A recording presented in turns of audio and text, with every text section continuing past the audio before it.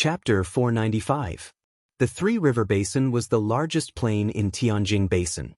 It was the granary of Tianjin Basin, where the land was fertile and the population density was the highest. This piece of land only occupied 1/10 of Tianjin Basin, but it supported 1/3 of Tianjin Basin's population. There were a total of 7 cities in this area that dotted the plain like 7 pearls. These 7 pearls were controlled by the 3 major factions. Recently, the 3 major factions had mobilized their troops to this area, causing the people in the Three River Basin to be in a state of panic. They didn't know if there was going to be a war again. A few days later, the news gradually spread, and the people in the Three River Basin knew that there was indeed going to be a war. However, it wasn't between the 3 major factions but against the Aboriginals. The south of the city is recruiting soldiers. I heard that the salary is quite high, and they can get 2 taels of silver a month. Fatty, since you have nothing to do, why don't you go and take a look? With your physique, you might be able to make a name for yourself in the army. Even if I'm alive to earn money, I have to be alive to spend it. How many people can survive a war with the barbarians? Those barbarians are all 8 feet tall and have bloody mouths like wild beasts in the mountains. They're not something that you and I can imagine. Just say that you're a coward. I heard that if those barbarians attack, they will massacre the entire city. Many people in the north have been killed, and people are running into the mountains to survive. In my opinion, since we're going to die anyway, we might as well fight for it. Who knows, we might even be able to make a contribution and become a minor official in the future. Massacre the entire city? Is that true? It should be true. Don't you know what those barbarians are like? Besides, many people are saying that. Now, people are in a state of panic and thinking about how to escape if the barbarians attack. If that's the case, we have to fight with our lives on the line. A middle-aged man walked along the street, stopped for a moment, listened to the idle chatter in the alley, and continued walking. He didn't know who spread the rumor of a massacre. Although it made people panic, it also aroused the blood of many people. In just half a month, the 3 major factions recruited many new soldiers. However, the new soldiers who hadn't gone through training would probably be weak in the knees if they encountered the army of the Protectorate of the South. The middle-aged man walked to a mansion in the city and announced. A moment later, a middle-aged man of similar age came out and laughed in surprise. "Junior brother, why are you here? No one will be able to escape such a huge storm. Be it the big fish or the shrimps at the bottom of the water, they were all carried forward by the wind and waves. Since that's the case, why don't we go to the surface of the water to see how spectacular the scenery is?" The middle-aged man said with a smile. "Let's enter the mansion and sit down first." Senior brother laughed. After a while, the 2 of them sat down and waited for the servant to pour the tea. The senior brother then asked, "Master, how is it? How's the sect?" "Master suffered some injuries and is currently recuperating. As for the sect, don't mention it." The junior brother sighed and said, "Master went to Wu City? What happened in the sect?" "The ancient race is here to ask for our surrender." When they reached the door, the people inside were quarreling incessantly. I heard that the Hidden Village and Spiritual Mountain sect have surrendered. When the senior brother heard this, he was shocked. The ancient race was actually asking them to surrender? Didn't the ancient race always kill without leaving any survivors? The Hidden Village and Spiritual Mountain sect had surrendered? Qing Yun's sword from the Hidden Village and Zhuacheng from the Spiritual Mountain sect had been famous in the martial world for decades. Not long ago, Qing Yun's sword had even gathered everyone to besiege and kill Qi Zixiao. Such people actually surrendered? Really? The junior brother nodded. I heard that the person in charge of the ancient race this time isn't Qi Zixiao or Butcher Shiwanya. Then who could it be? I still remember that there was news that Qi Zixiao found a husband who wasn't from the ancient race. It's him? Yes, this person is called Rinbaqian. This time, he is the person in charge of the surrender. It is said that he promised to let bygones be bygones as long as the ancient race surrendered. He also promised that the people of Tianjin Basin could go out and live together with the Aboriginals in the future. When the senior brother heard this, his expression changed drastically. If this was said, many people would be tempted. What else do you know, Junior? This time, it was the people from the hidden village and the Lingshan sect who came to the sect. As a result, the sect has been quarreling incessantly for the past few days. Many people think that since Qi Zixiao and the winged cavalry have arrived in Wu City, the three major forces are no match for them no matter what. Furthermore, the other party has promised to let bygones be bygones and let us go out.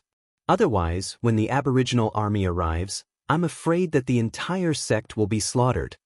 When the senior brother heard this, his expression changed. What did Master say? Master didn't say anything. However, I saw that Master didn't agree, so I wanted to ask Senior for your opinion. After all, Senior has better foresight than all of us.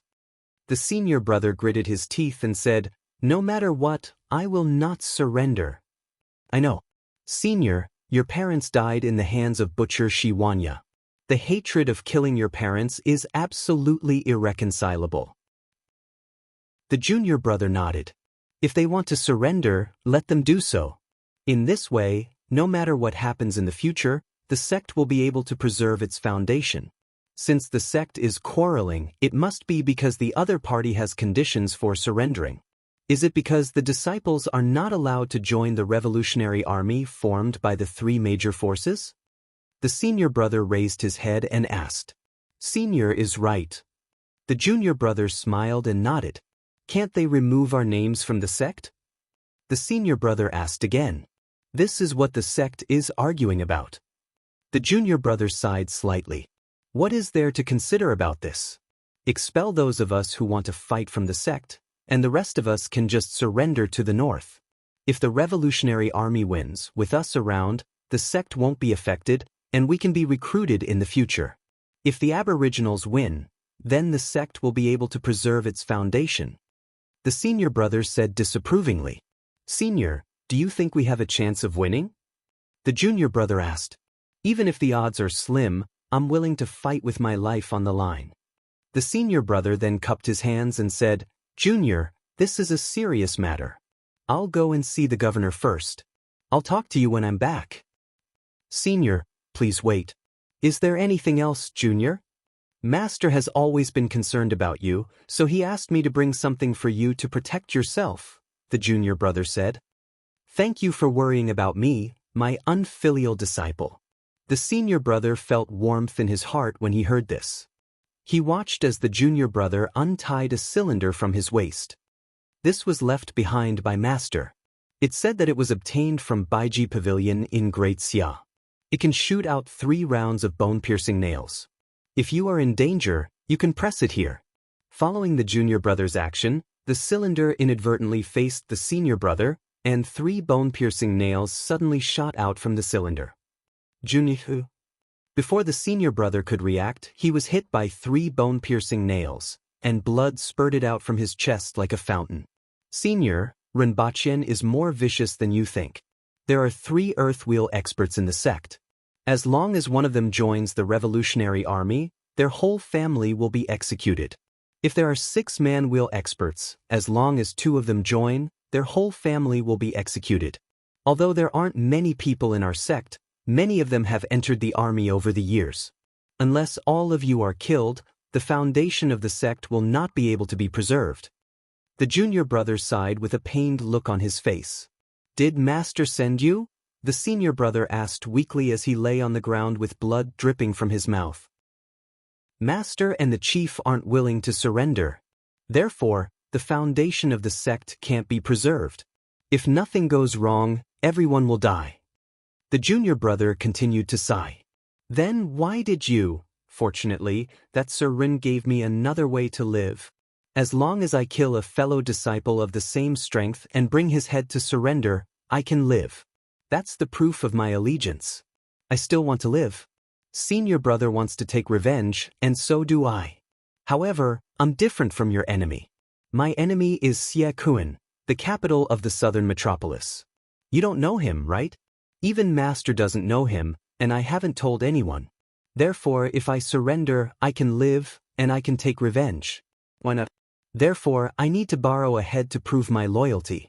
The people in the sect live together, and if I am discovered, I won't even have the chance to escape. The risk is too great. After thinking about it, I think it's the easiest to kill you. The junior brother said softly, squatted in front of the senior brother, and said, "You guys have no chance of winning if you fight with those barbarians.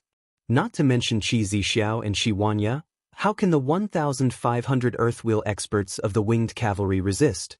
Senior, you are going to die anyway. Why don't you help me? In the future, there will be someone to visit your grave during festivals." Phew. Phew. The senior brother lay on the ground, panting and spitting out blood. The bone-piercing nails had pierced his lungs, making him unable to speak, and his eyes gradually lost their luster. Chapter 496. Commander Liuqing's Cloud Cavalry officer Zhang Guo was assassinated and his head was taken away. Although the city was searched, no one was found. It is said that it was his junior who did it. In the residence of the warlord of Shuang City, a middle-aged man sat in the seat of honor and listened to the report. This man was Xie Kuan, the commander of the southern metropolis, and he was also the leader of the southern metropolis. Among the three major powers in Tianjing Basin, the North Alliance had the highest leader, the southern metropolis had the commander, and the Green Bellflower was led by a lady with the Flower Queen as their leader. It's because of that news again. These people deserve to die. Xie Kuan slammed the table angrily. Inform everyone of this news. No matter who they see, whether they are old friends or fellow disciples from afar, even if they are blood relatives, they must be on guard. Everyone. As a result, everyone will be in a panic. Although spreading the news of the massacre has caused instability in the hearts of the people, it is only the civilians who are panicking. This has aroused the morale of many civilians and made our recruitment a lot smoother. However, this incident has caused all the officials to feel uneasy. How can we do anything if we are always on guard against each other? Someone stepped forward and said, "So what if you say it? If this continues, I'm afraid that there will be more casualties. Moreover, how can this matter be hidden? I'm afraid that many people know about it before you and me. Instead of hiding it, it is better to tell everyone so that they don't die at the hands of their fellow disciples or relatives. My heart aches." "Pass down the order," Xie Kuan said in a deep voice. "Also, offer a large reward for those who sneak in. Inform all the sections. The other party's message is very clear. If they don't surrender now, they will be massacred. Either they surrender or they join the volunteer army. There is no third option," Xie Kuan said. "Finally, send more experts to guard the Wang estuary. Those who want to surrender to the north, kill them." The situation in the North Alliance, the Green Bellflower, and the southern metropolis was similar. Ren Baqian's move caused quite a stir in the three major powers. From time to time, there were news of experts who had joined the army being assassinated by fellow disciples, and there were even cases of internal strife. This made everyone even more anxious, and their morale dropped significantly. In Wu City, Ren Baqian was sitting in the main hall with 6 people standing in 2 rows below him. Jing Yu, Jiang Boding, Zuoleng, and Zhong Hesheng were from the Lingshan sect. Among them, Zuoleng was Zhuo Cheng's nephew. The other 2 were Zhu Nong and Xie Yunbing. They were from the hidden village and had met Ren Baqian more than once. The 6 of them looked at the tip of the spear sticking out of Ren Baqian's head with a look of astonishment on their faces. It was indeed rare to see a spear tip sticking out of his head. How are those people now? Ren Baqian crossed his legs, fanned himself with one hand, and took a sip of iced coke with the other. The cola bottle was right next to his hand. It was hot these 2 days, so it was better to drink iced cola. As for ice, it was also easy to make. Saltpeter could be found everywhere. "Sir, most of them are sincere in seeking refuge with you." Zhuo Qing cupped his hands and said, "Most of them, but there's still a small number of them who aren't sincere." Ren Baqian raised his head slightly. Everyone's hearts tightened. However, this is normal. There's no knowing what's in a man's heart. With so many people, it's hard to guarantee that there are some who can't see the situation clearly and don't know when to advance or retreat. Inform the 2 gentlemen to take action when it's time to do so.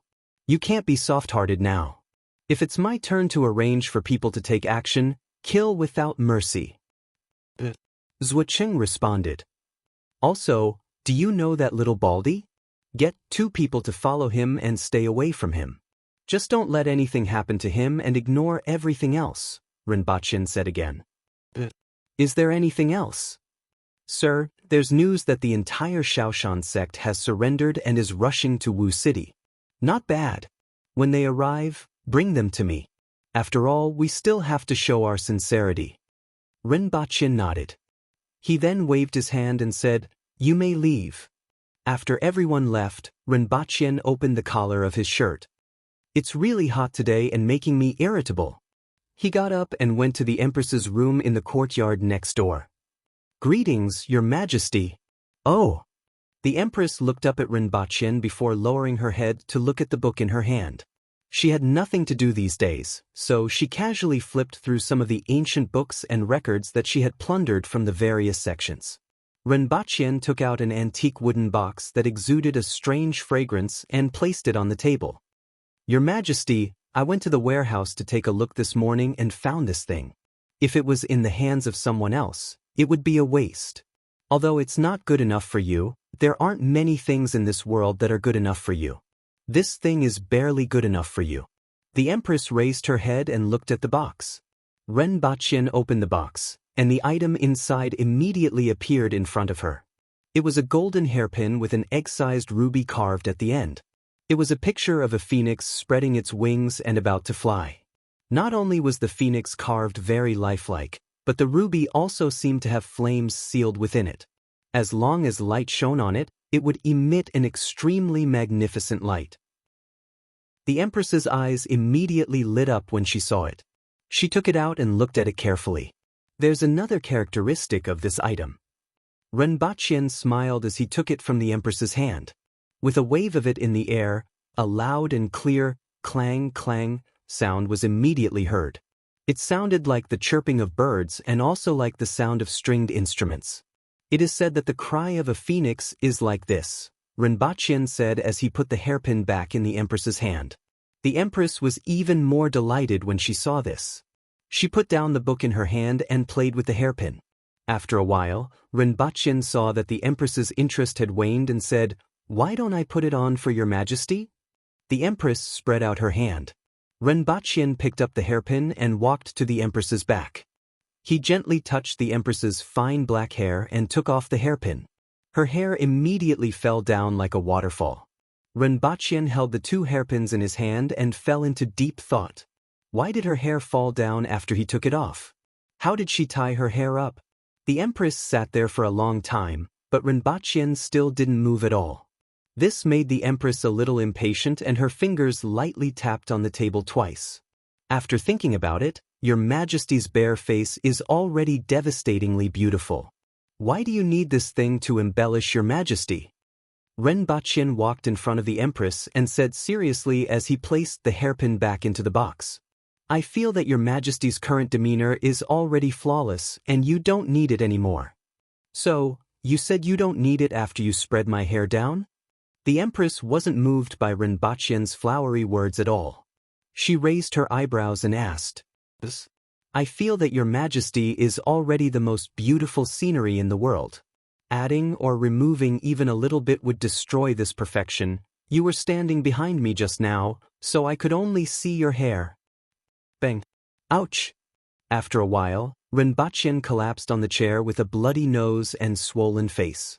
It was still cooler where the Empress was. Not only was there a fan blowing ice cubes, but there was also the cold, murderous aura that the Empress emitted from time to time, making people feel comfortable from head to toe.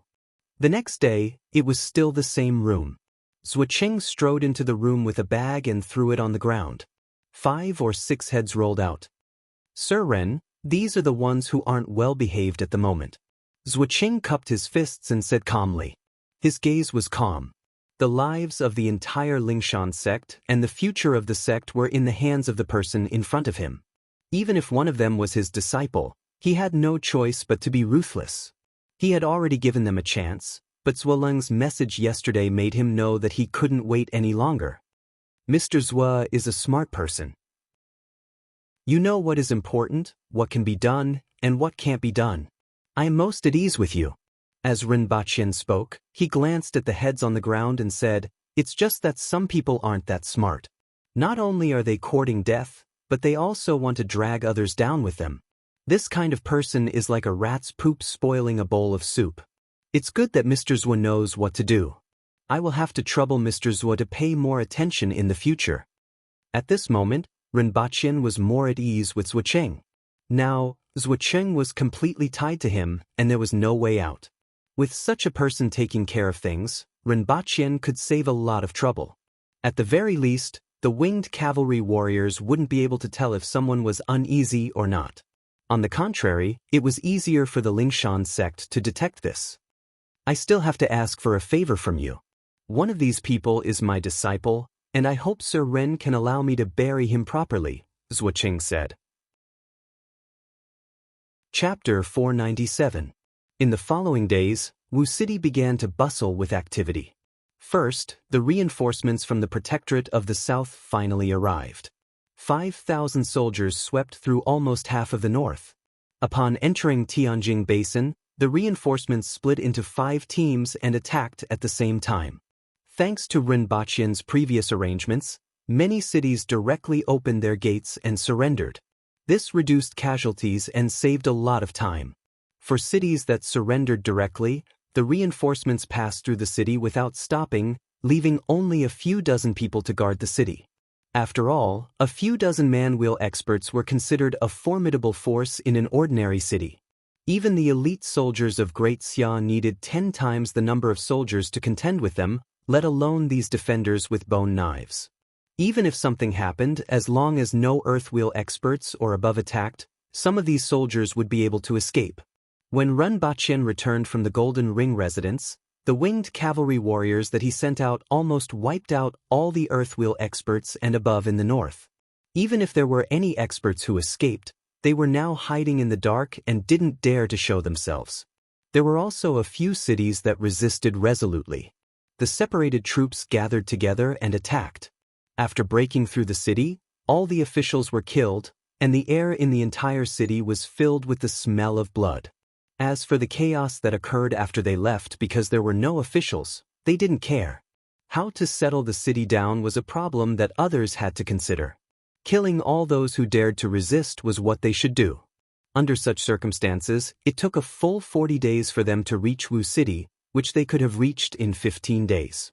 They also wiped out the scattered resistance forces in the north. The person who led the reinforcements was an acquaintance of Rinpoche, Hong Chung.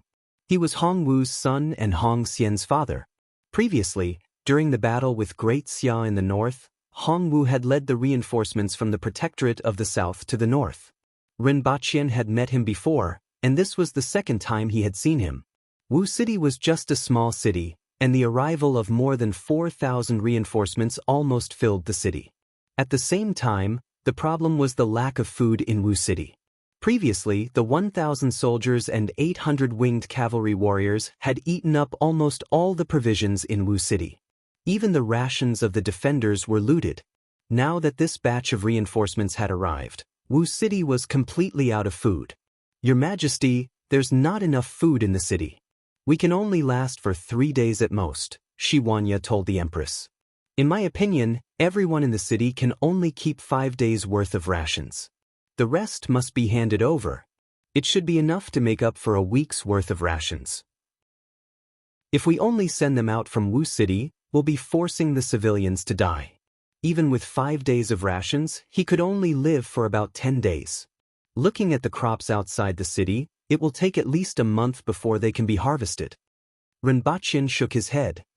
"Does Sir Ren have any ideas? Wu City has to provide grain. However, Wu City was not the only place to send supplies. Every city in the north had to hand over 2,000 dawn of rations, which was 100 carts. They would be responsible for their own personnel and losses. In this way, 30 cities can have 60 days of rations. 60 days is enough to quell the rebels in the south. It doesn't matter even if it's not enough, Rinpoche said. As long as they took down the 3 rivers, there would be a large amount of rations there.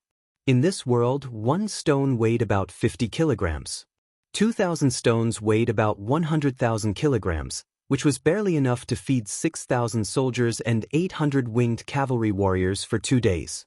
There was a lot of grain in Tianjin Basin, but very little livestock. Ordinary soldiers could only eat 1 or 2 kilograms of millet a day, while the winged cavalry warriors needed 25 kilograms. These days, the smoke from kitchen chimneys in the city had never stopped. It had to be said that the Aboriginals' strong fighting power was supported by their huge appetite. Previously, when they fought with Great Xia, there were many livestock in the north and abundant meat. This wasn't obvious. After all, ordinary meat could provide 5 times more energy than the rations. Now that they had arrived in Tianjin Basin, this problem was completely exposed. Rinpoche only wanted to say that the Aboriginals were really a bunch of foodies. The nearest cities, Sifeng and Chindi, will take less than 2 days to reach Wu City. The further cities, Mingqing and Xinyu, will take less than 3 days to reach here. The rations from these 4 cities will be able to last for 8 days. With this time, they would be able to deliver the rations to the faraway cities. Therefore, there is no need to consider the issue of rations. After Rinpoche finished speaking, the Empress nodded. As for the issue of rations, do as Principal Rin said. In addition, transfer a batch of livestock from Gu City over. Before the war, they have to eat their fill. Otherwise, they will be weak, the Empress said faintly. Yes, Shi Wanya replied. In addition, we have stayed here for too long and should move south. Now that the rebels have retreated and gathered in the Three Rivers Valley, they probably want to rely on the Wang Estuary and Dolong Ridge, these 2 strategic locations, to fight against the army of the imperial court. They have abandoned 6 cities between the Three Rivers Valley and Wu City: Lingdong, Jiangbei, Liugo, Jinsha, Pingjiang, and Han. Just the day before yesterday, the garrisons of these 6 cities have already been withdrawn. Presumably, the people of these 6 cities are in chaos and suffering. They are looking forward to the army of the imperial court, hoping to see Her Majesty's face as soon as possible and rescue them as soon as possible. Now, the time is almost right. In my opinion, we should first take down these 6 cities and face the rebels across the Three Rivers Valley. This will increase the pressure on them, Rinpoche said. He had heard about the withdrawal of the garrisons of these 6 cities from the practitioners who had rushed to Wu City in the past 2 days. He had to admit that these practitioners were really useful at times. Rinpoche was even considering using these practitioners to form a cavalry battalion. Whether it was in Tianjin Basin or against the other countries, they would be useful. Shi Wanya scratched his head. Looking forward? How can you tell, Principal Rin? Why do I see that they are so scared? Shi Wanya pointed at the spear tip and the metal chain on Rinpoche's head and said subconsciously, Sir Ren, they have appeared again. It's fine. They are just kids who find everything new and can't stay put. They will be fine after some time. Rinpoche didn't care. A heaven-grade weapon would only gain consciousness after the death of its owner. The newly born consciousness was like a baby, looking at everything new and active. This was very normal. A kitten or puppy would still sniff around. It would be fine after a long time. Didn't the metal chain rarely appear now? Shi Wanya stared at the iron chain wrapped around the tip of the spear. It looked like a whip. After some discussion, Shi Wanya sent people to inform the cities to prepare provisions. Rinpoche looked for Zhuocheng and asked him to deploy manpower and set off with 2,000 soldiers to suppress the riots in the cities that had lost all the officials and garrisons. At the same time, he would do a good job of pacifying them. Chapter 498. A few days later, the Empress's carriage arrived at Jiangbei City. Jiangbei City was the last city to enter the Sanjiang district. The Wang Estuary was 80 kilometers south of the city, and the Sanjiang district was to the south of the Wang Estuary. The winged cavalry entered the city first, followed by the Empress's carriage. There were traces of chaos in the city. Not far away, there were charred houses and bloodstains that hadn't been wiped off. After all the guards and officials left, it was normal for there to be chaos in the city. Those civilians who didn't know much were fearful. A little spark could start a prairie fire. At this time, the evilness of human nature would be revealed. This was unavoidable since ancient times. This was a part of human nature. When the Shaoshan sect arrived at Jiangbei, the city began to show signs of chaos. Ren Baqian was 4 days late when he sent his men. It was said that when the army and the Lingshan sect arrived, the city was already in chaos. The shops were basically smashed, burned, and looted, especially shops that sold necessities such as food and salt. Many civilians in the city were killed or injured in the chaos. Previously, a group of people escaped from the city, and the army killed another group to suppress the riot. This city, which originally had a population of 100,000, was only left with 60,000 when the Empress and her men entered the city. What are they doing? Who allowed them to be here? The Empress sat in the imperial chariot and looked at the commoners who were standing by the side of the street with their heads bowed and shivering. They are welcoming you, just like what you saw in Lan City, Ren Baqian said while holding a wine cup in one hand. Ren Baqian said as he held a wine glass in one hand. As for the person who arranged this, it should be someone from the Lingshan sect, right? The people of Lan City are my people. They sincerely support me and welcome me. And these people? The Empress said faintly. These people are also your Majesty's people, Ren Baqian said faintly as he looked at the civilians who were fearful. Your Majesty, if a ruler treats his subjects like his own hands and feet, his subjects will treat him like a confidant. If a ruler treats his subjects like dogs and horses, his subjects will treat him like a fellow countryman. If a ruler treats his subjects like dirt, his subjects will treat him like an enemy. These people are still fearful. As long as they can live and work in peace and contentment in your country, they will sincerely support you like the people of Lan City in the future. Who said this? It makes sense, the Empress praised. It was said by the ancients. He said a lot of things, and they were all very reasonable, Ren Baqian replied after thinking for a while. In the future, tell me more about him. To be able to say something like that, I'm sure he's not an ordinary person. As the Empress spoke, she looked at the commoners. I don't really like them. Whether they like it or not, they are a part of Dayo. The reason why His Majesty disliked them was because they were restless. However, there was also a reason for this. Among them, there were people who kept instilling certain ideas into them. In fact, as long as they are appeased and mentally dominated, they can do a lot of things. After a few decades, a new generation of young people would grow up, and they would become His Majesty's true subjects. Furthermore, these people were not living a good life. They were just trying their best to survive. As long as they can live and work in peace and contentment, I think most of them won't have any other thoughts. Just like the people on both sides, they had just experienced chaos and pain. Now that the army had pacified the city, they could return to their peaceful lives. Although they seem to be afraid now, that's only because they don't understand His Majesty. How would His Majesty know that some of them aren't rejoicing in their hearts? Ren Baqian poured the wine into his mouth, held an empty cup and praised, "This flower wine is really good. Although it's like a raging fire, it has a sweet and glutinous taste and a hint of floral fragrance." Qing Yuan and Hong Luan, who were beside him, glared at him and unwillingly poured the wine for him. The two of them had painstakingly picked many kinds of flowers to brew this wine for Her Majesty, but this guy had drunk so much of it in the past 2 days. What happens to these people is something you need to consider, the Empress said faintly. She wasn't good at this kind of thing. Since Ren Baqian could do it well, she would leave it to him. He also needed some achievements to establish himself in the imperial court. Although he had done many things before, nothing was more dazzling than pacifying Tianjing Basin. If he couldn't do it well, he would kill all these people. The Empress was staying at the warlord's residence in Jiangbei. However, it seemed like the warlord's residence had also suffered a calamity. Many places had traces of being burned, and some of the decorations in the residence had also been swept away. Even though the people from the Lingshan sect who had arrived earlier had already arranged for people to renovate the residence and made a batch of items to decorate it, the patchwork of things in the residence made it look even more shabby. It gave people the feeling that everything in the residence was out of place. For example, the flowers in the courtyard that had just been dug out from an unknown place looked like weeds. There were also a few chairs and tables in the hall. One of the chairs had some color differences, and its style was different as well.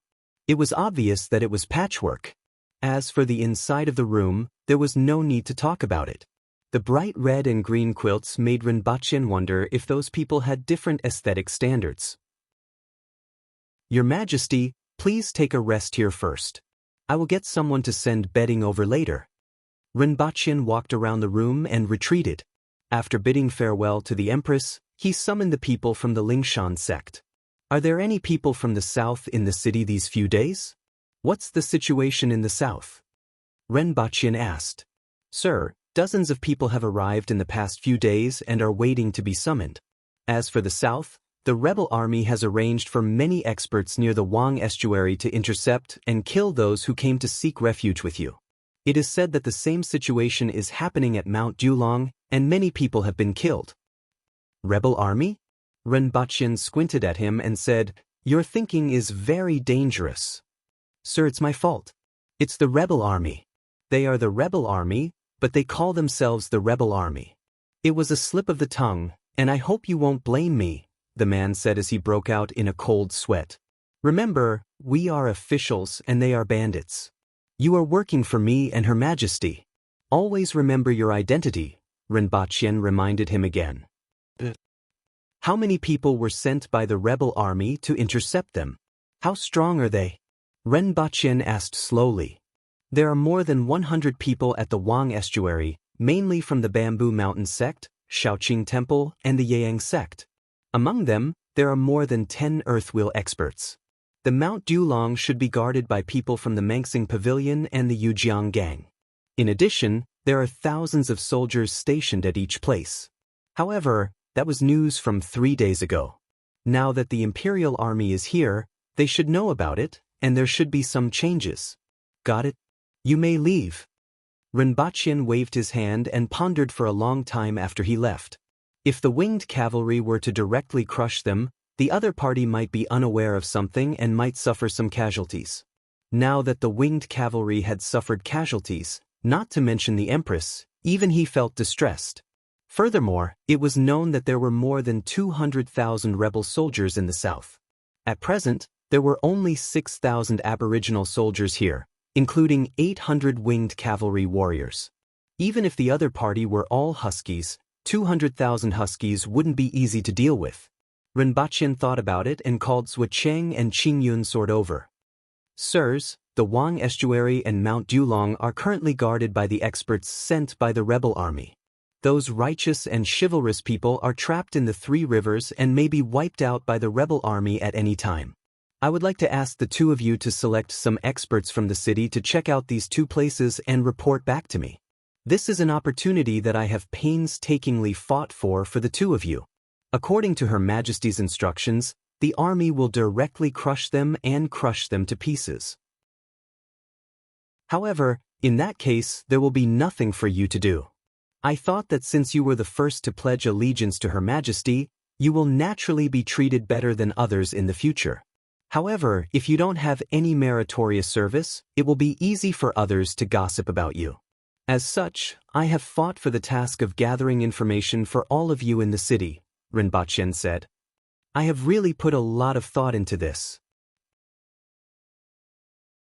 Chapter 499. Let's go! Zhang Changkong waved his hand at Painting Fairy, Zhang Kaixian, and the others in the courtyard. At this moment, he was carrying a 9-ringed broadsword on his back. The 4 people beside him were the outer sanctum deacon Ling Ziquan, the inner sanctum deacon Su Ming, the deputy steward Lu Jing, and the vault steward Zhan Qiang. They were also carrying similar weapons. Master, why don't I go with you? Painting Fairy asked. Stay behind and take care of Kaixian. This trip is just to investigate, and there won't be much danger. Kaixian, I'll bring back some meat for you. Zhang Changkong waved his hand. After saying this, Zhang Changkong felt somewhat miserable. He actually had to bring back some meat for his daughter on the way back. He was the chief of the Golden Ring residence after all, yet he had been reduced to such a state. However, even the winged cavalry warriors had to eat rice stubble 6 times a day. Naturally, they wouldn't have any good meals. It was already good enough that they could eat their fill. Rice stubble was a common food in Tianjin Basin. It was somewhat similar to millet on earth. It wasn't delicious, but it was abundant. Don't worry, madam. We will definitely send the chief back safe and sound. Ling Ziquan and the others raised their thumbs, index fingers, and pinkies. This gesture represented a promise.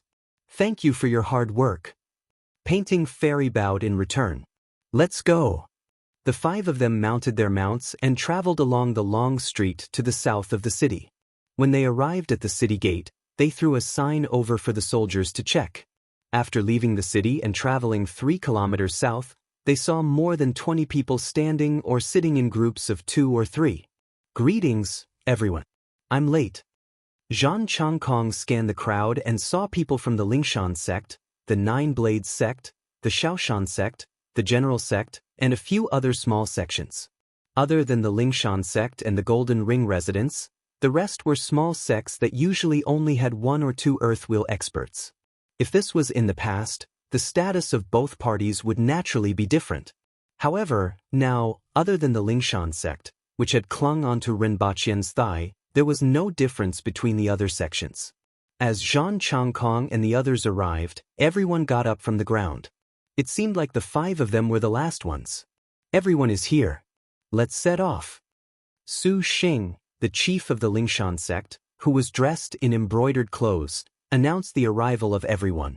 Is Seniors One not coming? Someone asked. With a spirit wheel expert in charge, even if there was an ambush at the mouth of the Wang estuary, everyone wouldn't be worried. Uncle Masterswell will also go, but he will not show himself. The investigation will mainly depend on everyone here. When everyone arrives, please be careful. Do not be careless, Su Xing warned the crowd. It is said that there are more than a dozen Earthwheel experts there, and their skills aren't inferior to those of us here. That was news from a few days ago, and there might be other experts around now. In addition, there are about 5,000 soldiers on the mountain. If they surround you, it will be difficult for anyone below the spirit wheel level to escape. This time, we're mainly here to investigate. If there's no need, don't fight with anyone. Evacuate immediately if anything happens. Sect Master Su, don't worry. We're not reckless people. Everyone said. In fact, none of them wanted to fight.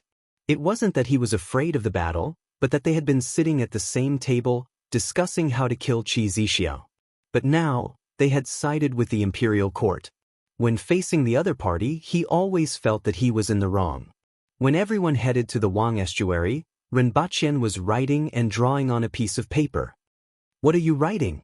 The Empress looked over and saw that it was written in simplified Chinese, with the words, embroidered uniform guards, written at the top. I feel that it's a pity not to make use of these people. In the past, the imperial court didn't know much about anything outside of Dayo because the aboriginals were more suited for killing enemies on the battlefield and weren't good at infiltrating and investigating. Furthermore, the aboriginals were too easy to recognize. Even a blind person could tell that they were from Dayo based on their figures and expressions. Now that we have these people, we can cast our net and at least have some understanding of the movements of other countries. We can also make use of these people to control Tianjin Basin and the Yun Nation Province, Rinpoche explained. The Yun Nation Province? Or the Protectorate of the East Cloud. When the Yun Nation is conquered, Your Majesty can call it whatever you want, Rinpoche said. As for the Yun Nation, it was still the Yun Nation now, but it wouldn't be in the future. Neither he nor the Empress doubted whether Dayo could conquer the Yun Nation or not. Decades ago, if it wasn't for the fact that the former emperor didn't want to occupy the Yun Nation and only wanted to seize it, the Yun Nation would have been destroyed. Why are they called the embroidered uniform guards? The Empress asked curiously. In fact, their duties overlap with those of the Department of Inspection. However, this team is made up of martial arts experts who have surrendered and is different from the departments of the imperial court. Therefore, they have been given another name. At present, it's just a concept. If Your Majesty doesn't like it, you can call them the East Faction Guards, the West Faction Guards, or the Department of Security, Rinpoche explained simply. Embroidered Uniform Guards. This name isn't bad. The Empress nodded slightly and asked, do you think these people are trustworthy? Even though Rinpoche had already recruited these people and allowed them to participate in some matters, the Empress still didn't like them. Renbaqian was clear about this. Even the empress was like this, let alone the others. However, this was normal. After all, decades of attitudes and likes and dislikes couldn't be changed in a few days or months. There was still a long way to go before these people could truly live under the same sky as the Aboriginals. It's an attempt. As for whether they are trustworthy or not, we can only find out after we use them. I'm a little bored and want to go to Earth to relieve my boredom. This was the first time the Empress took the initiative to go to Earth. Outside of Tianjin Basin, she could still use the radio station to listen to news from other directions. Here, other than the daily letters from Goose City, there was nothing else to do. It had been more than a month, and her patience was wearing thin. That's good. I reckon that those people will take at least one more day to return, Renbaqian said. Your Majesty, do you want to meet that Suwen? The Empress's eyes lit up when she heard Renbaqian's words. She was very interested in this person. One had to know that his peaches were delivered after the Empress was injured, and the spirit spear Ting Yu had also arrived. Without these two peaches, with 30% of the Empress's strength and the help of the other martial arts experts, they would at most be able to drive Ting Yu away. Both of them returned to Earth and went to their respective rooms to change their clothes. Renbaqian, who had just changed his underwear, moved his ears and seemed to have heard something. The sound is coming from outside the house? And it's getting closer and closer? Renbaqian thought as he put on his clothes and went to the window. However, before he could see the other party, he heard the sound of glass shattering next door and a dull thud. Oh no! Renbaqian quivered. The room next door was the Empress's. Renbaqian pulled up his pants and hurriedly ran to the room next door. He kicked open the door and saw a palm getting bigger and bigger. Then it slapped his face, thud. Renbaqian's entire body was hanging from the wall. Chapter 500. The Empress slapped Renbaqian to the wall. Then she shyly put down her arms that were covering her chest and changed her clothes. Inside the room, the area near the window was a mess. A strange-looking thing was thrown onto the bed, but only half of it was left. The other half was kicked into pieces by the Empress the moment it crashed into the room. What was left behind was half of the strange-looking thing and a tightly wrapped girl who was about 16 or 17 years old. She was bleeding profusely from her body and was lying on the bed. If she didn't know that it was impossible to meet an assassin in this world, she would have been dead by now. Even so, the broken pieces of the Empress's kick left many wounds on the girl's body. Miss? Miss? At this moment, an anxious voice came from outside the window. The Empress raised her eyebrows, kicked the girl, and immediately flew out of the window.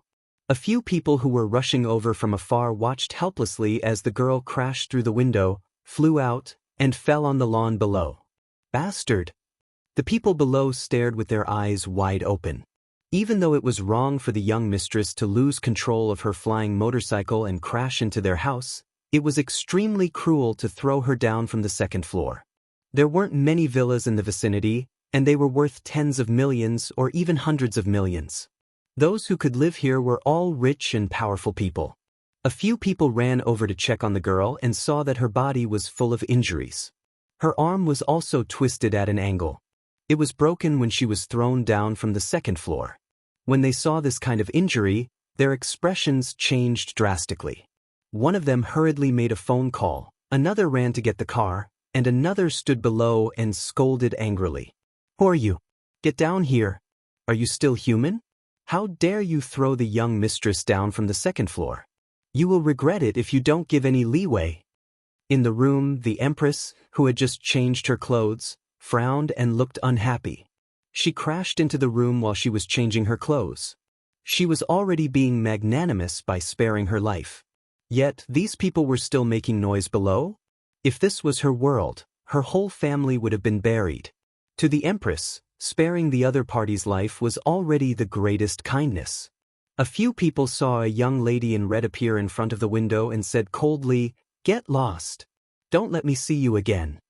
Upon hearing the Empress's words, a murderous aura surged from the young man's body. Ignore her. Go back and tell Sir that there will be a time when she regrets it. The other person checked the girl's body and said after confirming that her life was not in danger. The young man swallowed his words and stared fiercely at the Empress on the second floor. The Empress was a little unhappy and couldn't be bothered with the people below. She turned around to check on Rinpoche's injuries. Not long after, they heard the sound of a car entering the courtyard and driving away. During this time, they also heard words like, "Be gentle, don't touch the young lady's wound, be careful of the car door." The courtyard of this villa had no walls. Outside the villa was a large garden and lawn, and further out was a cement road. After a while, Rinpoche woke up from his coma. His face and nose hurt, and there was a big bump on the back of his head. His entire body felt like it was falling apart. When Rinpoche woke up, the first thing he saw was the mess in the opposite room. He was immediately shocked. "Your Majesty?" Rinpoche hurriedly shouted. "What are you shouting for?" The Empress's cold voice came from beside him. Only then did Rinpoche realize that the Empress was leaning against the wall and eating ice cream. "What happened?" Rinpoche asked. His mind was spinning nonstop. Why did he encounter an attack when he just came back? Logically speaking, it was impossible for someone to attack him. Unless the matter between him and the nation was discovered by foreign countries? Did foreign powers send people to ambush him? This was the only possibility that Rinpoche could think of. He was still in the honeymoon period with the nation. This time, he even brought back an arm, a leg, and some internal organs of Tingyu. It was impossible for the nation to do anything to him. He didn't expect that there would be a day when he would be targeted by enemy agents. But who was he? He was a man-will expert. Most importantly, he had the Empress by his side. "You guys were courting death." "I don't know," the Empress said faintly. "Just now, someone rode something and crashed into the room from the window." Damn it. Rinpoche was immediately overflowing with murderous intent. Just now, the Empress was changing her clothes. He didn't see anything and was slapped to the wall. The other party actually attacked at that time and even crashed into the room. He had to die. Where is he? Rinpoche gritted his teeth and was full of murderous intent. "He's not dead. He was kicked out of the window," the Empress said faintly. "Why isn't he dead?" Rinpoche was shocked. "You said that you should try not to kill anyone here." "There are only ants here, and I'm not interested," the Empress said faintly. "Just now, there were people downstairs who said that they would make me regret it. I want to see how they will make me regret it." They are simply courting death. If they dare to appear again, I will make them regret living in this world." Rinpoche was full of murderous intent. Not only did they dare to attack the Empress, but they also dared to say such ruthless words. Ruthless words? If it was an attack by enemy agents, they wouldn't be so retarded, right? Rinpoche rubbed his face, nose, and the back of his head. He stood up from the ground and went into the room to take a look. He discovered that there were still some objects left behind by the other party. "What's this?" Rinpoche looked at it for a long time. Half of the object was destroyed. The front half was gone, and only the back half, a seat, and a round plate were left. He couldn't see anything. He carefully thought about what happened. The Empress was changing clothes in the room, and the other party came in through the window. Damn it. It wouldn't be an exaggeration to tear them into pieces. Rinpoche gritted his teeth for a long time. However, he thought that he was on the second floor now, and the other party came in through the air. This thing still had a seat and a round plate. Was it a flying motorcycle? "Your Majesty, who came in?" Rinpoche asked. "It should be a woman who isn't even 20 years old," the Empress said faintly. "A woman who isn't even 20 years old?" Rinpoche started to feel that something was wrong. What are the people outside like? What did they say? Even though the Empress was a little impatient, she still roughly explained it to him. Rinpoche was speechless. He finally understood that this wasn't an attack, but a traffic accident. However, this traffic accident came directly to the second floor of his house, and the Empress happened to be changing clothes. Just now, the Empress actually kicked an unconscious girl out of the second floor. Rinpoche thought about it. The Empress was always right, and there was no other possibility. If there was, Then according to the previous rule, the Empress was always right. Knowing that the other party wasn't an enemy agent, Rinpoche didn't know if he was relieved or disappointed. Ever since he reached the man-will level, he didn't even have a chance to show his face. As for the other party's revenge, he could just leave it to the Messier 87 department. Even though there were rich people in this area, who could be more powerful than the government? Rinpoche put this matter aside and recalled the scene he saw before he passed out. Even though the Empress had used her arm to block it, it seemed like a little bit was exposed. He seemed to have seen a smear of pink, but he wasn't sure if it was an illusion. Rinpoche pondered and recalled that he couldn't miss such an important scene just because he was unconscious. "What disrespectful thoughts are you having?" the Empress asked coldly. "How is that possible?" Rinpoche laughed. "I'll give the Messier 87 department a call." Rinpoche walked back to his room, leaned against the wall, and continued to recall. Did he see it or not? At that time, the Empress was wearing a pair of black lace panties. Rinpoche bought her underwear. She only had panties, and then there were the skin-tight shorts from that world, which were similar to safety pants. The enchanting and elastic body of the Empress, who was wearing panties, was half blocked. Rinpoche rubbed his nose. The weather had been dry recently and he was a little hot. "If you have any wild thoughts again, I'll beat you to death." The Empress's voice was transmitted to his ears through the wall. Rinpoche laughed mischievously. The Empress couldn't beat him to death, but if she were to embarrass him, he was afraid that he would be beaten up. Speaking of which, his strength hadn't improved in other aspects, but his ability to withstand beatings had improved a lot. If it was before he entered the man-will level, he would have been sent to the hospital again. Rinpoche gave Yang Sen a call and told him about what had happened just now. "Sir, can you stop stirring up trouble?" Yang Sen said helplessly. "I'll get someone to check first. You should be content that he's still alive." Rinpoche grinned. Under those circumstances, the Empress was already very lucky that she didn't kill him. After hanging up the phone, Rinpoche walked out of the room and saw the Empress standing in front of his messy window. The Empress raised her eyebrows and said, "They still have people watching? They really don't know what's good for them."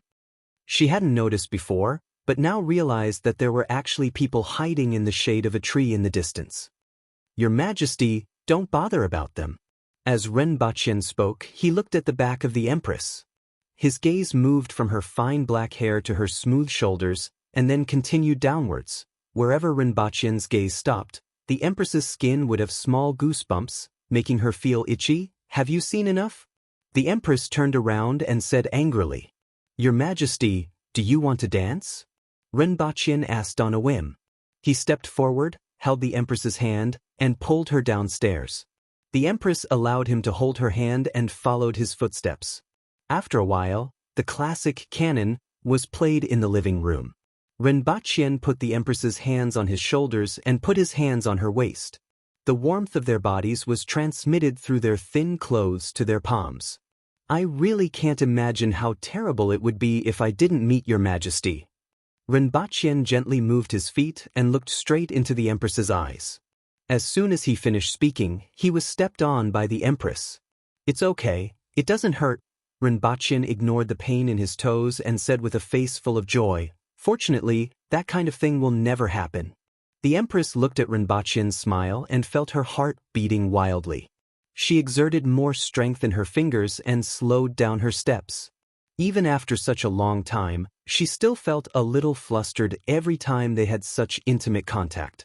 At first, this uncontrollable emotion made her want to kill him, but now she began to enjoy this feeling. This feeling wasn't bad. He was stepped on again. "It's okay, it doesn't hurt," Rinpoche said to himself as he moved his toes. The two of them felt each other's warmth in the music. Rinpoche moved his face forward and gently kissed the Empress's lips, feeling the warmth that seeped into his heart. The Empress opened her eyes and looked straight at him. Her eyes were filled with tenderness. The tips of her ears and cheeks began to warm up. Another kick, Rinpoche. "It doesn't hurt, it really doesn't hurt." Amidst the music, the two of them rotated gently. Rinpoche whispered in the Empress's ear and moved his hands from the Empress's waist to her back. The edge of one palm felt amazing elasticity while the other wrapped around the Empress's back and squeezed the two of them together. His chest also felt a touch of elasticity. The Empress's hands were unknowingly wrapped around Rinpoche's neck. Her face was full of embarrassment. Chapter 501. Rinpoche was lying on the edge of the swimming pool, drinking iced fruit juice while scratching his feet, or rather, rubbing his toes. 3 of his toes were visibly swollen like 3 carrots, but they were a little short. Rinpoche was looking forward to it. Just now, he took advantage of the passionate atmosphere to persuade the Empress to change into the swimsuit that he had prepared for her. He was looking forward to seeing the Empress's figure in a swimsuit. As the saying goes, unobtainable is the best, and unobtainable is the most tempting. It's like a cat scratching, especially for a person like the Empress. She was usually ice cold, but today, her eyes were filled with affection. Furthermore, she had changed into her swimsuit to show off her figure. Rinpoche felt that it was enough to make him happy. Strength and power were the best packaging for a man. Sometimes, it was the same for a woman. For women like the Empress and Li Yuanzhu, even if they weren't exceptionally beautiful and only had ordinary looks, it was enough to make people's hearts flutter. If she had a peerless elegance, then not many men would be able to resist such a temptation. If there was such a man, he would either be gay or a eunuch. Rinpoche rubbed his toes. When he heard the door open, he immediately turned his head. First, a pair of beautiful legs appeared in front of Rinpoche. In his mind, the Empress in a bikini appeared, and his heart began to beat faster. The weather was dry, and he had to be careful of internal heat.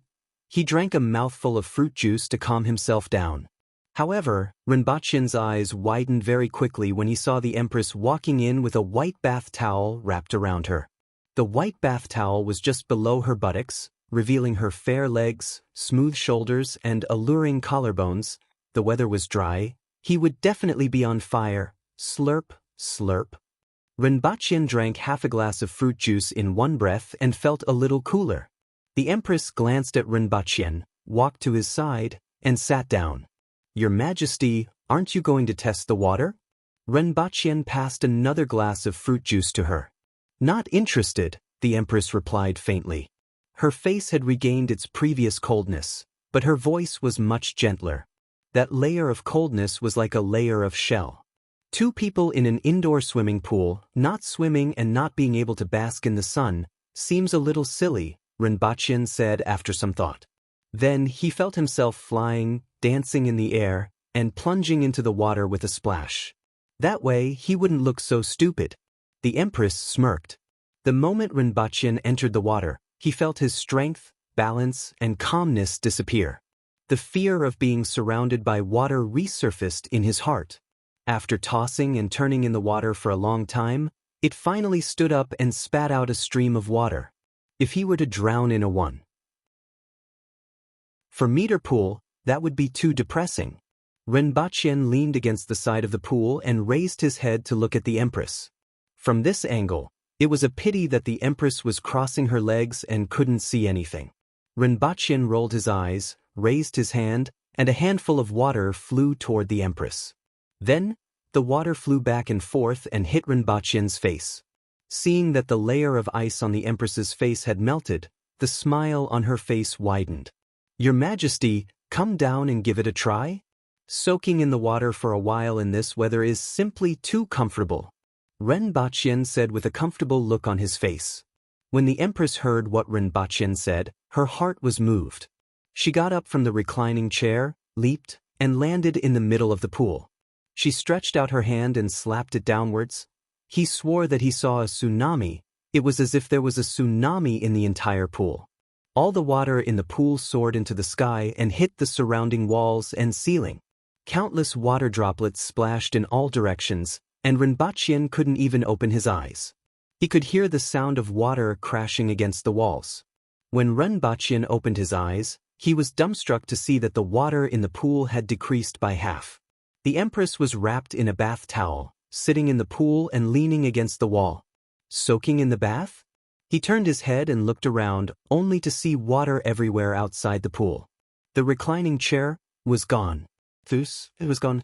It was gone. The speaker in the corner was probably damaged as well. Your Majesty. Renbachian didn't know whether to laugh or cry.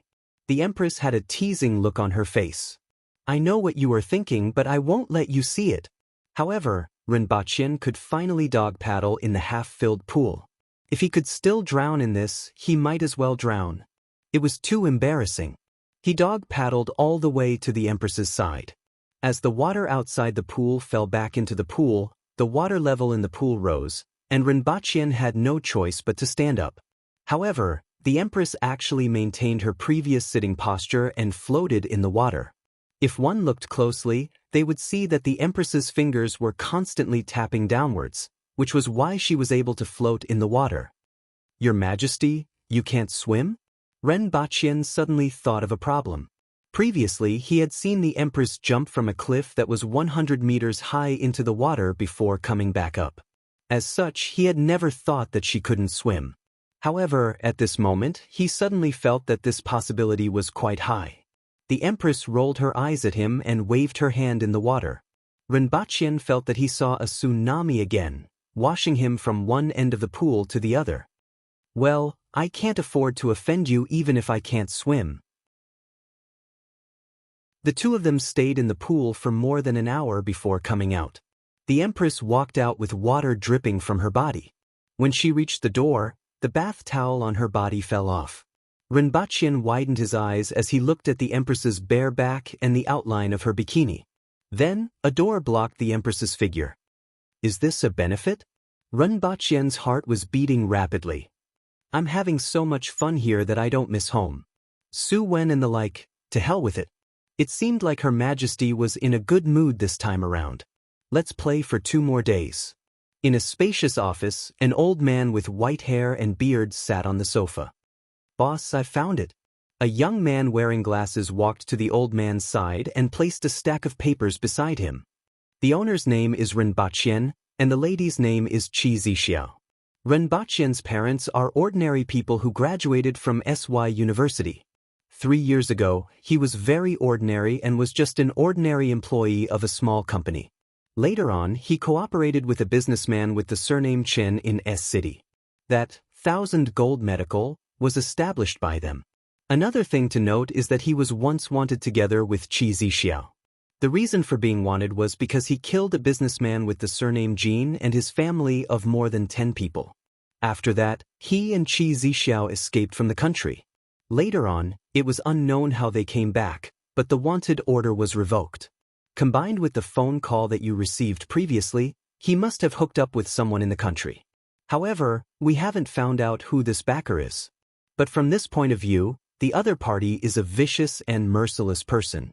Even though that businessman with the surname Jean had a background in the underworld, he was considered extremely daring in the current situation in the country.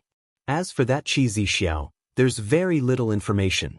Other than the fact that he was once wanted, there's no other information. As the old man looked at the information in his hands and listened to the young man's narration, a cold glint flashed in his eyes. His granddaughter had already fainted after crashing into their house, and they actually threw her down from the 2nd floor. This was a huge feud. If he didn't take revenge, others would think that he was weak and easy to bully. Even though he didn't know how the other party got a ministerial official to call him, the other party didn't even show his face. Did they think that this would make him forget about this matter? So what if he had a backer? At his position, he didn't need to care so much anymore. Chapter 502. Boss, do you really want to do this? The young man wearing glasses bowed in front of the old man and asked, Go and arrange it. In business, we will naturally use business methods. Outside of business, we will use other methods. The old man said, Since the other party is vicious and merciless, we can't give him the chance to retaliate. I need an accident. Understood. The old man nodded slightly. Since the other party was vicious and merciless, then he couldn't blame him for being vicious. To be able to reach this position, who would be as clean as a white lotus? It was just that no matter what they did, they still played within the rules. However, there was no need for rules at this point. What? Is there a problem? When Ren Baqian returned to his room, he saw 5 or 6 missed calls from Yang Sen on his cell phone. He wondered if there were any twists and turns. It's fine if you don't make a move, but once you do, it'll be troublesome. Yang Sen sighed on the other end of the phone. Does he have a powerful background? Ren Baqian thought about it. Was there anyone with a more powerful background than him? Ren Baqian was now the ambassador connecting the two worlds and a man-wheel expert. He had a large group of earth-wheel experts under him. His background is not small. The other party's identity is not simple. The most important thing is the item in his hands. Yang Sen then told the other party's identity. Wang Ji? The top 100 richest people on the list? Ren Baqian was surprised. He had never heard of this name before. Although the other party's fame was not as eye-catching as internet giants like Uncle Ma and Uncle Ma. In fact, their influence was not low. Not only did he own the largest oil company in the country, but he also owned several oil and gas projects in the country. More importantly, he had something very important in his hands. 40% interest in a rock page company in America. A large oil field had just been discovered under the company's land, which was worth $900 billion according to the market price. Even if the entire oil field didn't belong to this company, they could still get a share of the profits. Although the news had not been announced, in this era where energy was the #1 resource, holding such a card in his hand was indeed not low. Not to mention the #1 privately run oil company, which could also explain some things. Therefore, even though Yang Sen had already called the other party through someone else, it was hard to say how effective it would be. In particular, Ren Baqian didn't say or do anything. He couldn't possibly tell him how important his identity was, could he? He could only talk about it from the side. Oh, got it, Ren Baqian replied indifferently. If you can apologize. Yang Sen said hesitantly. If Ren Baqian apologized and expressed his sincerity, this matter could be resolved. This is my house. If he barged into my house, do I have to treat him like a lord? Ren Baqian sneered. It's just a little girl, and the flying motorcycle has malfunctioned, Yang Sen said. Forget it. He firmly supported all of the Empress's actions. Everything that the Empress did was right. They are the ones who should be apologizing. They should really go and offer incense to thank Buddha for his protection. Yang Sen was frowning on the other end of the phone. That Wang Ji's identity was indeed not ordinary, but these two were not to be trifled with. To be honest, the Blessed Enclave was much more important than an oil field in the United States, or rather, the two could not be compared at all. At present, whether it was the secret manual, the long and short saber, the pair of swords made of unknown materials, or other things that the other party had taken out, they could all be said to be priceless treasures. The things contained in them were extremely valuable, whether it was the ability to control weapons with consciousness or new materials. Besides, there was no other possibility of obtaining these things from him. I will think of another way. Don't get into conflict with the other party and inform me if anything happens. Yang Sen thought that he had to communicate with the higher-ups. If that person appeared, he would definitely be able to suppress Wang Ji. As long as he doesn't provoke me, can't I drive the flying motorcycle and crash into his house? Ren Baqian grinned and hung up the phone. To be honest, he was really unlucky to encounter such a thing as soon as he came back. By the time Ren Baqian hung up the phone, the Empress had already changed into a red dress. Go out for a meal? Then go to the bund to see the scenery? Ren Baqian asked. Yes, I want to watch a movie, the Empress said. From her voice, one could tell that she was very interested. After coming to this world so many times, she had never gone to the cinema to watch a movie. She always saw such scenes on television, which made her curious. That's good. Ren Baqian felt that it wasn't a bad idea for the two of them to watch a movie and eat popcorn like an ordinary couple in the dark. After eating, Ren Baqian did some research and found that there was an interesting horror movie being screened. X-Men New Mutants. Ren Baqian was also interested in making an X-Men movie into a horror movie. Ren Baqian and the Empress ate enough food for about 30 people. The Empress's chopsticks moved like a fan and couldn't be seen clearly. Ren Baqian could only see a series of afterimages. Although they were in a private room and didn't scare the other guests, The waiter was frightened. Renbachien had to admit that after his body became stronger, everything else was fine. However, his appetite was destined to make it impossible for him to eat in the restaurant's lobby. There weren't many people in the cinema.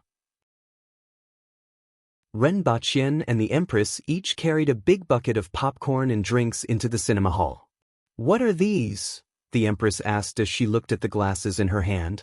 "Put them on and see. You will know the specific effect in a while." Renbachien demonstrated how to put on the 3D glasses. Renbachien felt at ease when he smelled the fragrance from the Empress's body. He reached out and grabbed one of her hands. The two of them quietly waited for the movie to start. The movie had just started, and the leaves that floated out of the screen surprised the Empress. "It looks like it's in the air." The Empress stretched out her finger as if she wanted to touch it. It's a type of technology that uses the visual difference between the two eyes to produce a visual effect. It's like looking at a real object. Renbachien briefly introduced what he knew. "Very interesting." The Empress was very interested in this. As the movie progressed, the plot of the movie began to attract the Empress's attention. The two of them didn't say anything else and quietly watched the movie while feeling the warmth from their hands that were holding each other's hands. The atmosphere of the movie was a little strange and was indeed filled with the atmosphere of a horror movie. Renbachien was really afraid that the Empress would be frightened by the sudden scenes in the movie and have an extreme reaction. Fortunately, this situation didn't happen.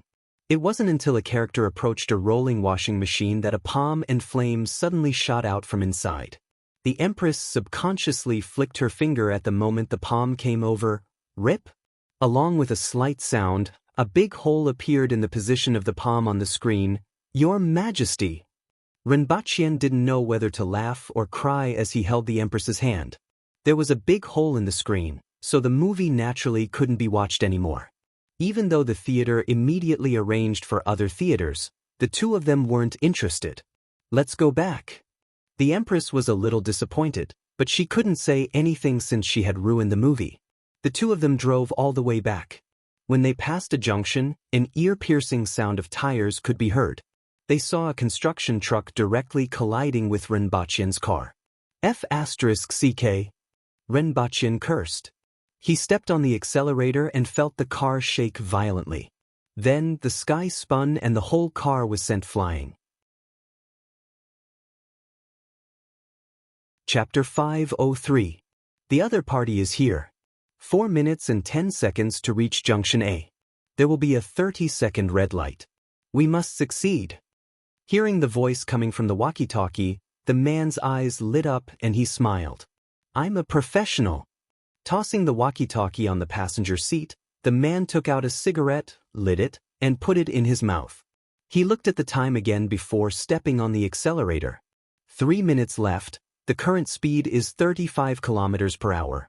2 minutes left, 50 kilometers per hour. 30 seconds left, 80 kilometers per hour. Arrive at the estimated time. The man calculated in his mind. The man could already see the lights at the junction ahead. A black car slowly drove through the junction.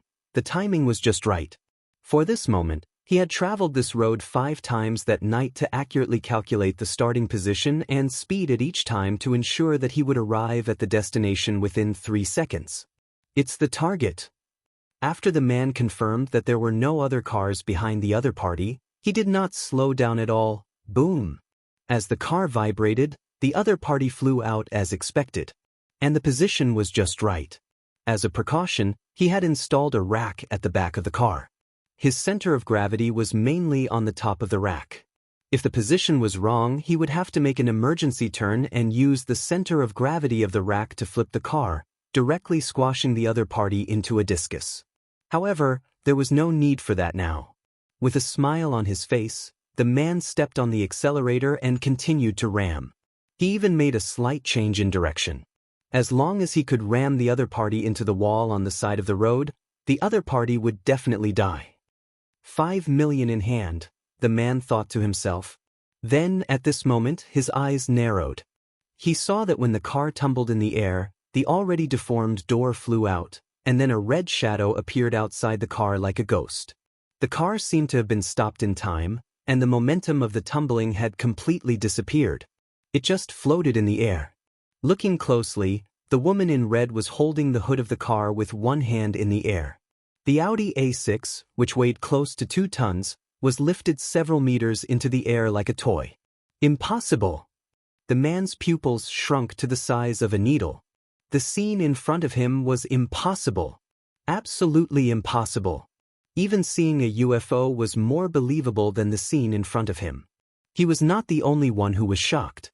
Even the few cars that had just passed by the junction stopped by the side of the road. The people in the cars all stared with wide eyes as they watched the figure lift the car 6 to 7 meters into the air and then land on the ground. God! I believe in martial arts again. Is this an ability? The people on the bus were all dumbfounded. They didn't know how to understand this matter. The truck passed directly under the Empress and Rinpochen. The driver couldn't think. That scene just now was too shocking to him. Seeing the building getting closer and closer, he suddenly came back to his senses and turned the steering wheel, but it was too late. Boom! What should we do? A car stopped by the side of the road. The two people in the car saw this scene and were trembling all over. They had been following behind Rinpochen for about 100 meters and had seen this scene clearly. At this moment, the two of them were completely flustered. Go back and inform the boss. The two of them didn't dare to stay any longer and quickly drove away. At the same time, they also made a phone call and told the others about the shocking scene just now. Cough cough. Rinpochen felt guilty as he climbed out of the car. The Empress was fine. Unless a nuclear bomb exploded, a truck wouldn't be able to do anything to her. However, he didn't have the Empress's strength. Of course, with the Empress around, nothing would happen to him. However, the scene of the truck crashing into him still sent a chill down his spine. The other party was really hateful. His first move was to take someone's life. Almost instantaneously, he suspected Wang Ji. The accident happened at noon, and he was directly hit by a truck at night. Furthermore, that truck didn't sound its horn or slow down. No matter how he looked at it, it seemed like it was trying to kill him. Rinpochen touched his forehead and his hand was stained with blood. Just now, the truck directly crashed into the side where the Empress was sitting. The Empress was fine, but he suffered some minor injuries. Bastard. Rinpochen gritted his teeth and turned his head to look at the condition of the truck. He saw that the truck had already fallen to the ground, leaving a long mark on the ground. Half of the truck had crashed into the building in front. The situation inside was completely covered in dust, and nothing could be seen. The Empress was standing beside the truck, and no one knew what she was thinking. It's too heavy, I can't pull it out, the Empress said as she returned to Rinpochen's side in a flash. The truck itself weighed about 15 tons. In addition to the things it carried, it was close to 30 tons. Even if the Empress could lift a car that weighed close to 2 tons into the air, it would still be difficult for her to pull a heavy truck that had crashed into the building. I reckon they are dead by now, Rinpochen said as he looked at the half of the truck that was exposed outside. However, I can roughly guess who did it. The people from this morning? The Empress asked coldly. Most likely. Rinpochen took off his clothes and wrapped them around his head, making himself look like a mummy. Find out where they are. The Empress said murderously. Originally, she was already a little disappointed that she couldn't watch the movie. There was actually someone who was so daring to attack her. He simply felt that he had lived too long. Rinpochen nodded. It wasn't his style to not take revenge when there was a grudge. A gentleman would take revenge from morning till night. He touched his phone and realized that it was still on him. He held it in his hand and hesitated for a while before making the call. At this moment, he felt that it was a little troublesome because he didn't know where the other party lived. Yang Sun should be able to get his address, but he definitely wouldn't tell him. Unless he risked a rift with the nation to threaten Yang Senator, however, the loss outweighed the gain. After all, it wasn't a good idea to threaten the nation. If he could endure for now and find the other party's location before taking revenge, it would be much easier. Unfortunately, he never liked to take revenge in the future. Today's revenge must be taken today. Fortunately, there was still a way that didn't require him to shed all pretense of cordiality with the nation. Didn't the other party have an injured person? He would capture her first. There were close to 40 top-grade A hospitals in Shanghai. Such a person would definitely be in the best hospital. Therefore, as long as he went to one of the top 3 hospitals, there was an 80% chance of finding the other party. Renbaqian turned on his phone and searched for the 3 best hospitals in Shanghai. After memorizing their names, he immediately switched off his phone. Your Majesty, let's go to Zhongshan Hospital first. Can you still recognize the people from this morning? I have a photographic memory, the Empress said proudly. She then lowered her voice. However, these ants aren't worthy of my attention, Renbaqian thought. This means that you didn't look at them, so you don't remember them? This is indeed Your Majesty's style.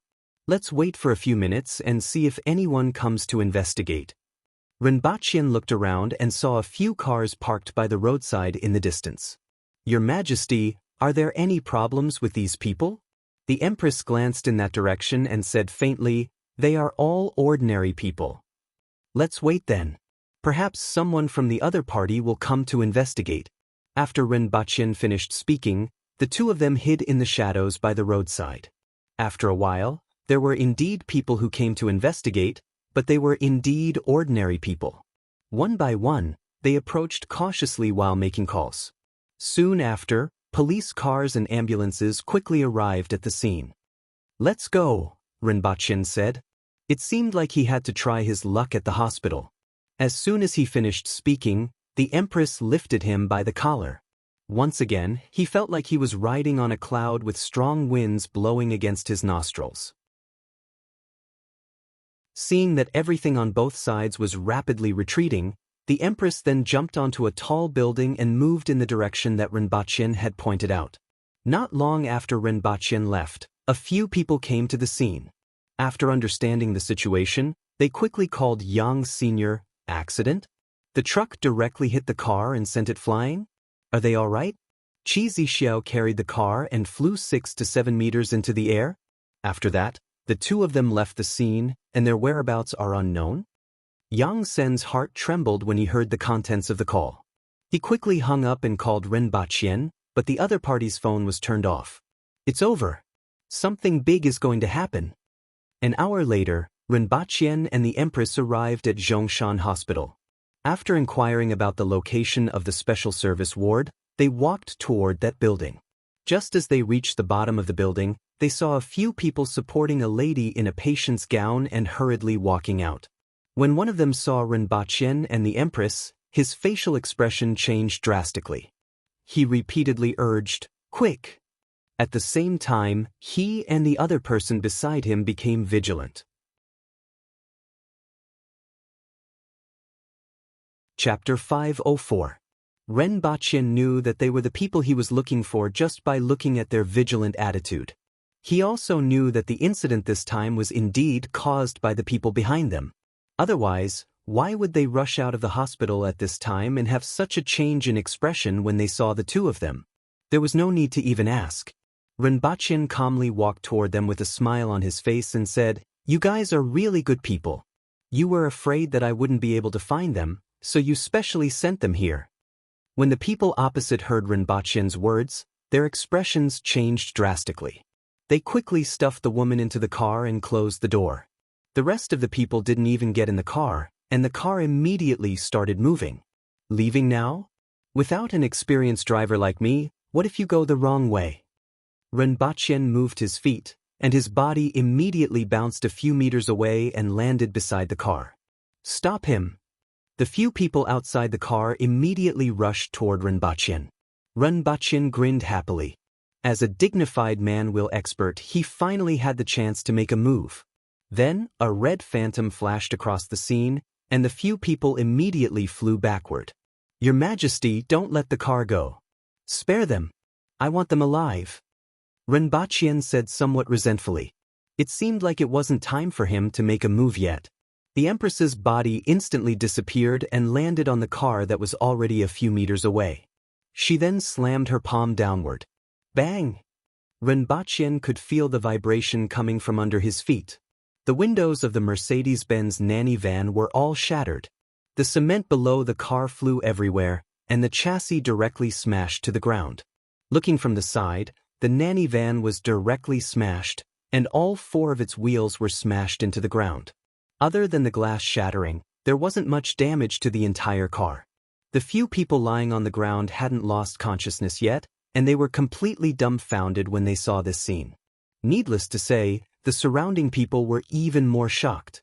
As the best hospital in Shanghai, there were many people going in and out even in the middle of the night.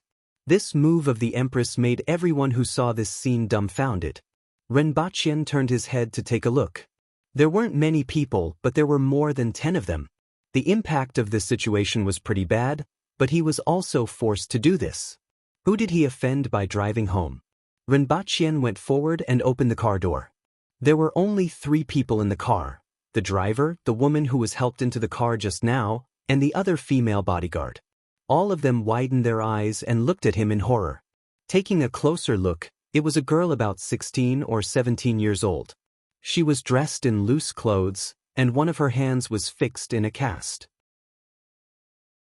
She looked delicate and pitiful, especially her fearful eyes, which were quite interesting. "Come out by yourself?" Ren Baqian asked with a smile. The girl quickly shook her head. "Who are you? What do you want?" Ren Baqian leaned forward, grabbed her arm, and pulled her out. The girl immediately fell to the ground. Her face was full of fear, and tears were flowing out. "Let go of Miss," the driver shouted, and the female bodyguard pounced on Ren Baqian. "Go back." Ren Baqian gently patted the female nurse's face. "I didn't want to hit anyone." The female bodyguard's neck was almost twisted at a right angle. Ren Baqian suspected that he heard a cracking sound. Ren Baqian turned around and searched for a cell phone from a bodyguard who was lying on the ground. He gestured to everyone and said, "Ask your boss to call me as soon as possible. My patience is limited. If you are late, I will sink her into Heilongjiang." "What are you going to do? There are so many people here. Aren't you afraid of the police?" The girl on the ground trembled. "I'm afraid." Ren Baqian sighed. Then, without waiting for the girl to speak, he said, "I can't sleep if I don't take revenge. Do you know that insomnia is very painful? Let's go." Ren Baqian nodded at the Empress. The Empress looked at the girl on the ground.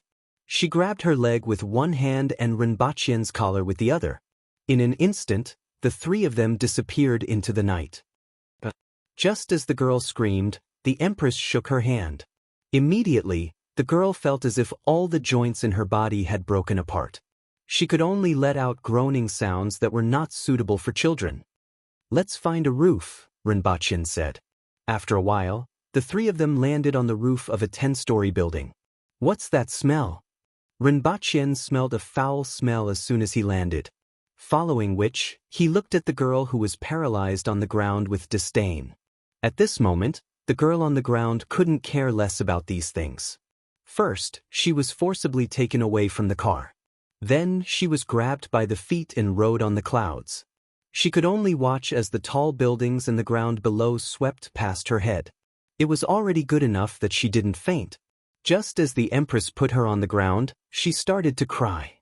Ren Baqian stood at the edge of the building and felt the wind blowing against his face. Looking at the night view of the city below, he suddenly felt like taking a selfie. "Come to smile." Ren Baqian took the bodyguard's phone and took a picture of himself and the red figure behind him. Then he sent it to his own phone. Just as he finished doing this, his phone lit up again. The voice of Gokuraku Jodo came directly from the phone. Looking at the big boss displayed on the screen, Ren Baqian smiled and accepted the call.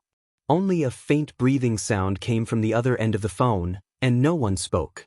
Ren Baqian wasn't in a hurry and waited patiently. "Who are you? Why did you capture my granddaughter?" After half a minute, the voice of an old man could no longer wait. "I'm Ultraman Tiga, and I'm about to return to Nebula M78. I saw that your granddaughter's bones are amazing, so I want to take her in as my disciple. I want to impart my ultimate skill, Buddha's palm," Ren Baqian said cheekily as he sat at the edge of the building. "What do you want? Say it. Don't be greedy." The old man's voice continued. "It's very simple. You and your wife sit in the car, and I'll drive a truck at 80 miles per hour to hit you. As long as you die, this matter will be over." Rinpochen squinted his eyes and smiled. Following Rinpochen's voice, heavy breathing came from the other end of the phone. Tell me something practical. What exactly do you want? The old man suppressed the anger in his heart and said, or you can tell me where you are. As long as you don't die tonight, this matter will be over. Hong Kong, Wenhua Hotel. I'll wait for you here. The old man sounded carefree. Rinpochen, damn, you're actually not in Shanghai? I have a very regrettable news to tell you. There's going to be another missing person in this world. Rinpochen felt a toothache after recovering from his shock. That old bastard was actually not in Shanghai? It would be troublesome for him to catch him. Do you really think you can be lawless? The old man said angrily. I can't afford to be labeled as lawless. You should be the lawless one, right? Since you're not going to show up, your granddaughter will help you fend off this disaster. People say that raising a jade to fend off disasters, but you are raising a granddaughter to fend off disasters. I wonder how many granddaughters you have? How many disasters can they fend off? Rinpochen sneered. Don't bring disaster to your family. Aren't you afraid that something will happen to your family if you don't abide by the rules? The old man said angrily. Rinpochen even heard the sound of something being smashed on the other end of the phone. Rinpochen sneered. If the country allowed something to happen to his family, then it wouldn't just be 1 or 2 people who would die. No matter what happened between him and the old man, the country would guarantee that nothing would happen to his family. Rinpochen was very confident about this. I'm here to bid farewell to your granddaughter. It's a pity that she won't be able to see such a beautiful world in the future. Rinpochen placed the phone next to the girl's ear. Grandpa, save me! The girl cried and shouted. Rinpochen immediately hung up the phone. He couldn't be bothered to listen to what Wang Ji was saying. Do you want to live? Rinpochen squatted beside the girl and smiled. Where do you live?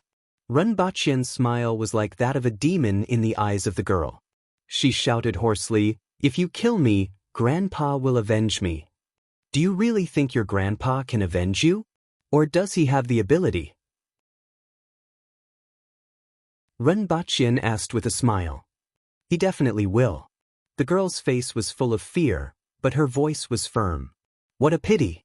Ideals are beautiful, but reality is cruel, Rinpochen muttered as he stood up. After this incident, he realized that it was too troublesome to rely on the country for everything.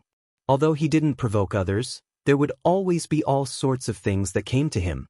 It seemed like he still had to establish his own power on Earth so that he wouldn't be tied down when things happened. Well, he should first get 100 burly Earthwheel experts with arms that could run a horse. Kill her? The Empress asked faintly.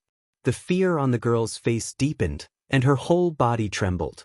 In her eyes, this man and woman were 2 demons. Do you have any last words? This world is very beautiful, but it's a pity that you can't see it anymore. Rinpochen turned his head and looked at the girl. My grandpa will definitely avenge me. The police will definitely catch you, the girl said with a face full of despair. Rinpochen was a little bored. This kind of reply made it seem as if he was the villain in a television drama. However, he was the victim. Who did he offend? He couldn't return home in the middle of the night. Furthermore, he had to endure the cold wind on the roof of this big building and was hated by others.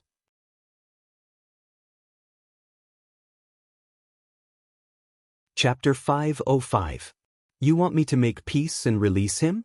Yang Sen raised his voice and said angrily, What did you do earlier? There's no way to make peace. Let him prepare for his funeral. It's just a misunderstanding. It's a peaceful society now. Who can be lawless? The magnetic voice of an old man was heard on the other end of the phone. With old Wang's status, he shouldn't be threatened. Moreover, his granddaughter has been kidnapped, which is too much. Get someone to release him. No matter what, we have to consider the big picture. Not to mention kidnapping and murder, these kinds of things could be ignored. We represent the nation.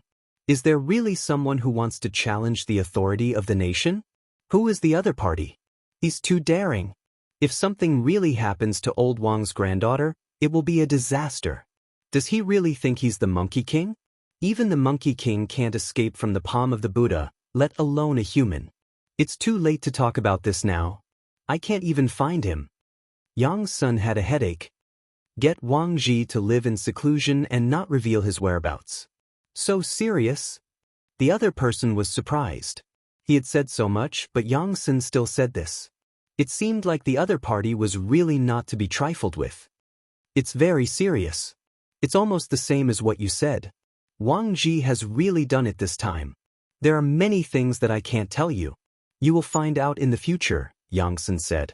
After all, only a few people knew about Ren Baqian, and he couldn't tell them the specific situation. However, Wang Ji was really in big trouble this time.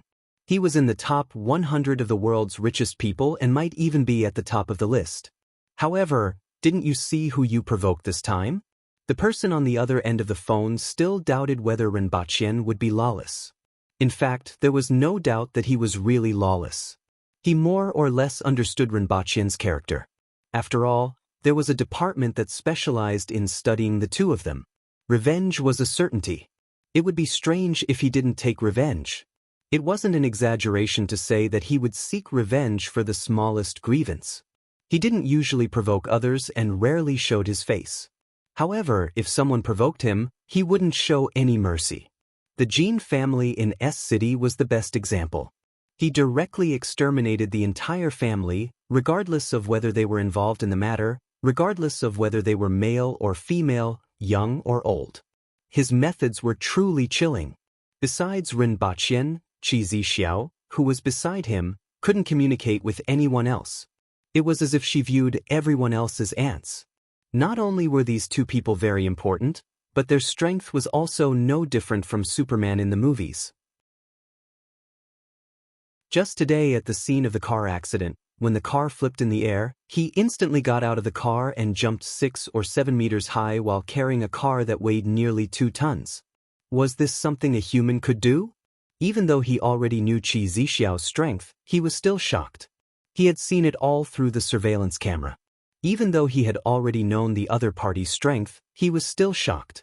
He could also feel the other party's inhuman strength, speed, and physical toughness. Wang Ji actually dared to use such an extreme method to attack these two people. He simply had a death wish. If anything were to happen to these two, the country would not let Wang Ji off. Speaking of which, it was funny. If someone wanted to touch these two people, no matter who it was, the country would not let them go. However, these two people wanted to take revenge, and he had to stop them. This was where he was in a difficult position. No matter what happens to Wang Ji this time, break off your relationship with him if you can, Yang Sun kindly reminded him. The expression of the person on the other end of the phone immediately turned serious. For Yang Sun to say this, it meant that the threat didn't come from the people who had a conflict with Wang Ji, but from the system that he was rooted in. That was why he said that after this incident, he would immediately break off his relationship with Wang Ji. But how could this be possible? Not to mention other things, just the oil rights in the US were a big protective talisman. That's it. I won't say anything else. Yang Sun hung up the phone and felt a headache. His men were one step too late at the scene of the car accident and the hospital. Now that the other party didn't want to see him, it would be as difficult as ascending to heaven to find them with their skills. Fortunately, there was still a chance. As long as the other party couldn't find Wang Ji, they would definitely show up. Now, he would go to their place to see if he could find them. If they were ordinary people, they naturally wouldn't be able to go back. However, these two people couldn't be viewed with common sense. They had to rest, right? Could it be that they could sneak into a hotel to rest like they did when they were fleeing overseas? One had to know that the two of them were bringing another person with them. The most suitable place for them to stay was naturally their own home. At the thought of this, Yang Sun got up and hurriedly walked out of the door. He hoped that the person was still alive. Yang Sun guessed correctly. Ren Baqian and the Empress had really returned home. He tied the girl up like a mummy, stuffed her mouth with something, and lay on the bed. Until now, he hadn't asked for the girl's name. Regardless of whether she was innocent or not, regardless of how bright her future was supposed to be, this matter could no longer be resolved peacefully. Her fate was sealed because of this. Being born into a rich and powerful family was a good thing. She enjoyed the wealth that Wang Ji brought and naturally had to bear the hatred that Wang Ji provoked. In Rinpoche's eyes, there were no innocent people. Just like the people from the Jin family. After being in a daze for more than an hour, the empress walked into his room and said, "Someone's here." Rinpoche immediately woke up and heard the doorbell at the same time. "They're gone." It's not good for anyone to shed all pretenses of cordiality. At this time, there were only two groups of people who could be here. One was the people from the Messier 87 department, and the other was Wang Ji's people. If it was the former, he didn't want to meet them now.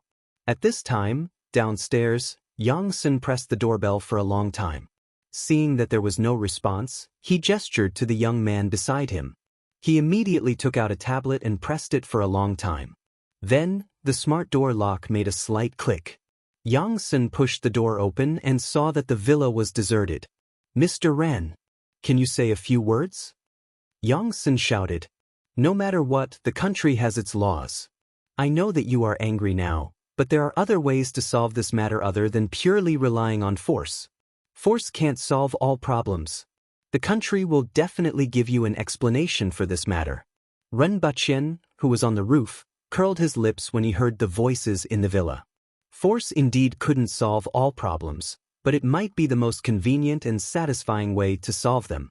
Of course, he wouldn't use other methods to solve problems that could be solved by force. Only when force couldn't solve problems would it be time to show his wisdom. Unfortunately, it wasn't necessary now. "Let's go." Rinpoche pointed to the forest behind him and gestured to the empress. The three of them disappeared on the roof again. Yang Sun shouted for a long time, but there was no response. He then walked upstairs. "Minister, there were people here just now. They just left." Someone came out after checking the bedroom. "Spread out and look for them. Pay special attention to the roof," Yang Sun ordered. However, he also knew that the chances of finding them were very slim. The other party was too fast and skilled. If they didn't want to see him, it would be useless even if he dug 3 feet into the ground. After a while, everyone found nothing. Yang Sun was already mentally prepared for this. He said, "In addition, a few people go and look around to see if there's anything valuable. Remember, don't mess around. Things that have been moved must be returned to their original state." "Do you want to install 2 surveillance devices and listening devices? As long as they come back, we will know immediately." "No need." Yang Sun waved his hand. If the other party found out about the installation of surveillance devices and listening devices, he reckoned that he would be in big trouble. "Minister, there's a discovery. Human limbs were found in a refrigerator in the kitchen." Yang Sun was shocked when he heard this and thought to himself, "It can't be? Did these two really kill the hostage? And even leave it in the refrigerator? This is really a fight to the death." When he rushed to the kitchen and saw the contents of the refrigerator, he finally heaved a sigh of relief. The inside of the refrigerator wasn't as miserable as he thought it would be. There was only an arm and a leg in the refrigerator, as well as a liver, stomach, kidney, and spleen that were separately wrapped up and placed in the refrigerator. From the arm and leg, it could be seen that this belonged to a man. "Bring it back for testing and find out its identity," Yang Sun ordered. It was impossible for him to ignore such things. However, he had some conjectures that these limbs probably didn't belong to an earthling. There was no need to store the bodies of earthlings like this. Furthermore, Rinpoche had brought the bodies of earthwheel experts from the paradise to the laboratory. The limbs here probably came from the blessed enclave as well. Furthermore, he had a feeling that the owner of these limbs was probably not ordinary. Otherwise, the other party wouldn't have stored them like this. If he guessed correctly, this corpse was prepared to be handed over to him by Rinpoche. Unfortunately, it was disrupted by Wang Ji's matter.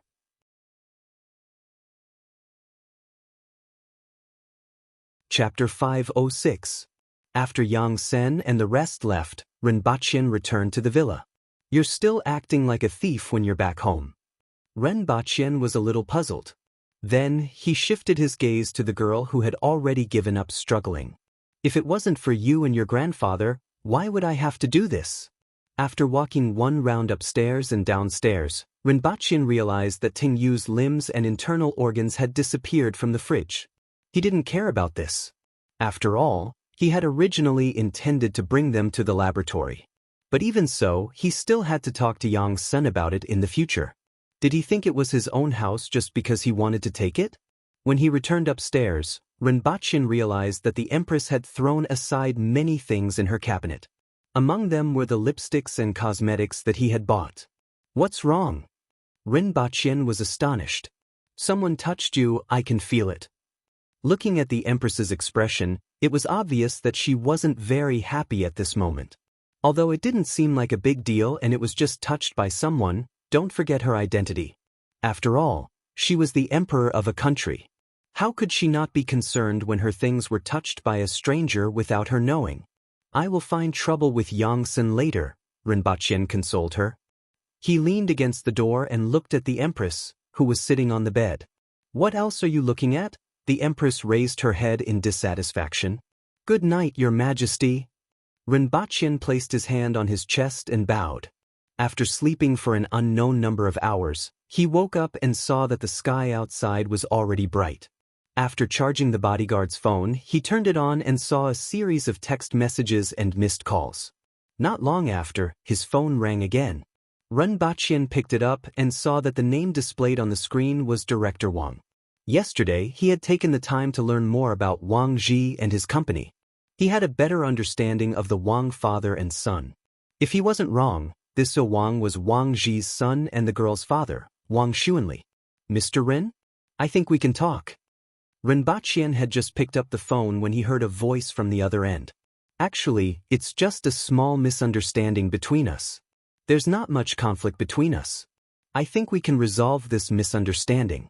I would like to express my apologies for the previous incident and will compensate Mr. Ren. There's no misunderstanding. Your father will sit in the car and let me hit him with the truck. After that, this matter will be over, Rinpoche said faintly. Mr. Ren, I can compensate you for what you did in the past. Moreover, both of us are responsible for this matter, Wang Xuanli said. Where are you now? Rinpoche suddenly asked. Wang Xuanli paused for a moment. Mr. Ren? If you want to find me, you can come to Tan Province. It's too far, Rinpoche said, feeling a little conflicted. Although I would like to meet Mr. Ren to resolve this matter, I still have some matters to attend to at the moment. If there is a suitable opportunity in the future, I would still be willing to befriend Mr. Ren. Before that, I wonder if Mr. Rin could release my daughter first? After I kill your father, if you are willing to be friends with me, I don't mind. Rinpoche couldn't be bothered with him anymore. He immediately hung up the phone and sent a message to Qin. Can you find a hacker to locate a person? Qin? Who is it? Rinpoche.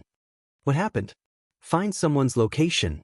Wang Ji, the founder of Huaning Energy, was probably at Hong Kong's Wenhua Hotel last night. And his son. Wang Ji only had one descendant. At least, he only had one descendant that was publicly known. As for whether he had any secret illegitimate children or whether he would cause a commotion among the rich and powerful, Rinpoche wasn't interested at all. According to Rinpoche's thinking, as long as the other party appeared in public, it shouldn't be difficult for a skilled hacker to locate his location through various means. Although it wasn't easy to find a skilled hacker, it was still much easier than finding Wang Ji. Someone told me to tell you, leave some leeway in life. I will give you an explanation for this matter. I want a location. Rinpoche curled his lips. Why didn't the other party think of leaving some leeway? Was he regretting it now? It was too late. If it weren't for the Empress, even if he was a man-wheel expert, it would be difficult for him to escape death in the car. All right, I will try. Wait for my news. After putting down the phone, Rinpoche lay on the bed and continued to sleep. After 3 hours, Qin sent a message. I found a supposedly very skilled hacker. He said he will give you news in an hour. Less than 20 minutes later, Qin sent another message. Wang Ji is at Hong Kong's Wenhua Hotel and hasn't left. As for Wang Xuanli, he is in Tanzhou. Rinpoche looked at the message and didn't expect Wang Ji to still be at Hong Kong's Wenhua Hotel. Was this confirmation that he wouldn't look for him? and that Wang Xuanli was actually in Tanzhou as well. Ask him to pay attention to the other party's information and inform me immediately if there are any changes. Ren Baqian replied and then shouted, "Your Majesty! I have found him. He is in Hong Kong. If we drive there, it will take 18 hours, and we will definitely be discovered. As for the high-speed rail, it will take 8 hours, but we will definitely be discovered. In any case, no matter how he went, he would definitely be discovered if he wanted to reach Hong Kong in a short period of time. Unless the Empress brought him along and rode on the clouds. However, even the Empress wouldn't be able to travel a distance of 1,500 kilometers. Let's go kill him and then go back, the Empress said as she appeared in front of the door. He still has a son. If we don't get rid of him, I'm afraid there will be trouble in the future, Ren Baqian said. Kill them one by one. The Empress's answer was very simple and consistent with her usual style. No matter what the other party's intentions were or how many people there were, they would just kill them one by one. I like your Majesty's decisiveness in killing. Ren Baqian tilted his head and smiled at the Empress. The Empress wrinkled her nose, snorted, and went back to change her clothes. Boo-hoo! The girl on the ground couldn't help but struggle when she heard their conversation. Be good and listen to me. When the time comes, I will send you to reunite with your family so that you won't be lonely down there, Ren Baqian said gently. The girl struggled even harder, and tears flowed down her cheeks uncontrollably. A moment later, the Empress and Ren Baqian arrived at the foot of the mountain and flagged down a car. The Empress appeared directly in front of the car, and the driver had no choice but to stop. How much? I want the car. Ren Baqian knocked on the window and said, Crazy, the driver scolded. The next second, Ren Baqian grabbed him by the collar and pulled him out. How much did you buy this car for? Ren Baqian continued to ask. 230,000 yuan. The driver's face turned ashen. I'll give you 250,000 yuan. Ren Baqian took out his phone and saw a series of messages. Ren Baqian ignored them, forcibly transferred 250,000 yuan to the driver, and switched off his phone. You may leave. Ren Baqian threw the dumbfounded driver, who didn't know whether to be ecstatic or sullen.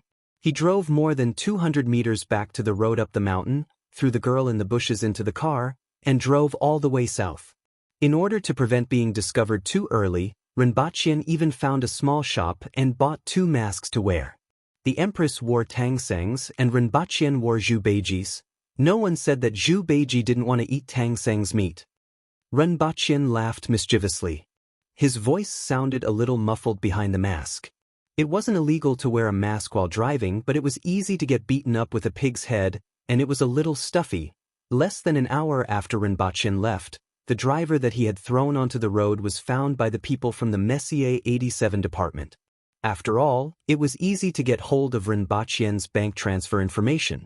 After checking the direction in which the car was heading, Yang Sen's face turned green.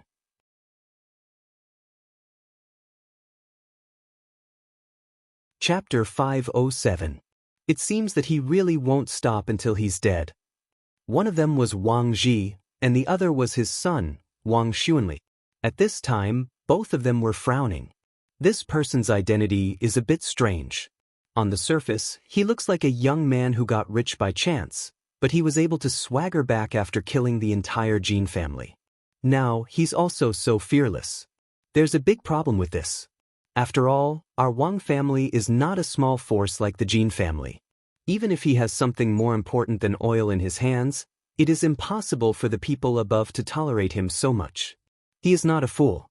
If he dares to do this, he must be quite confident that the country will not do anything to him. If you know what he is relying on, you should be able to understand. Wang Xuanli said in a deep voice. This was also the thing that he could not understand the most. Where did the other party get the courage from?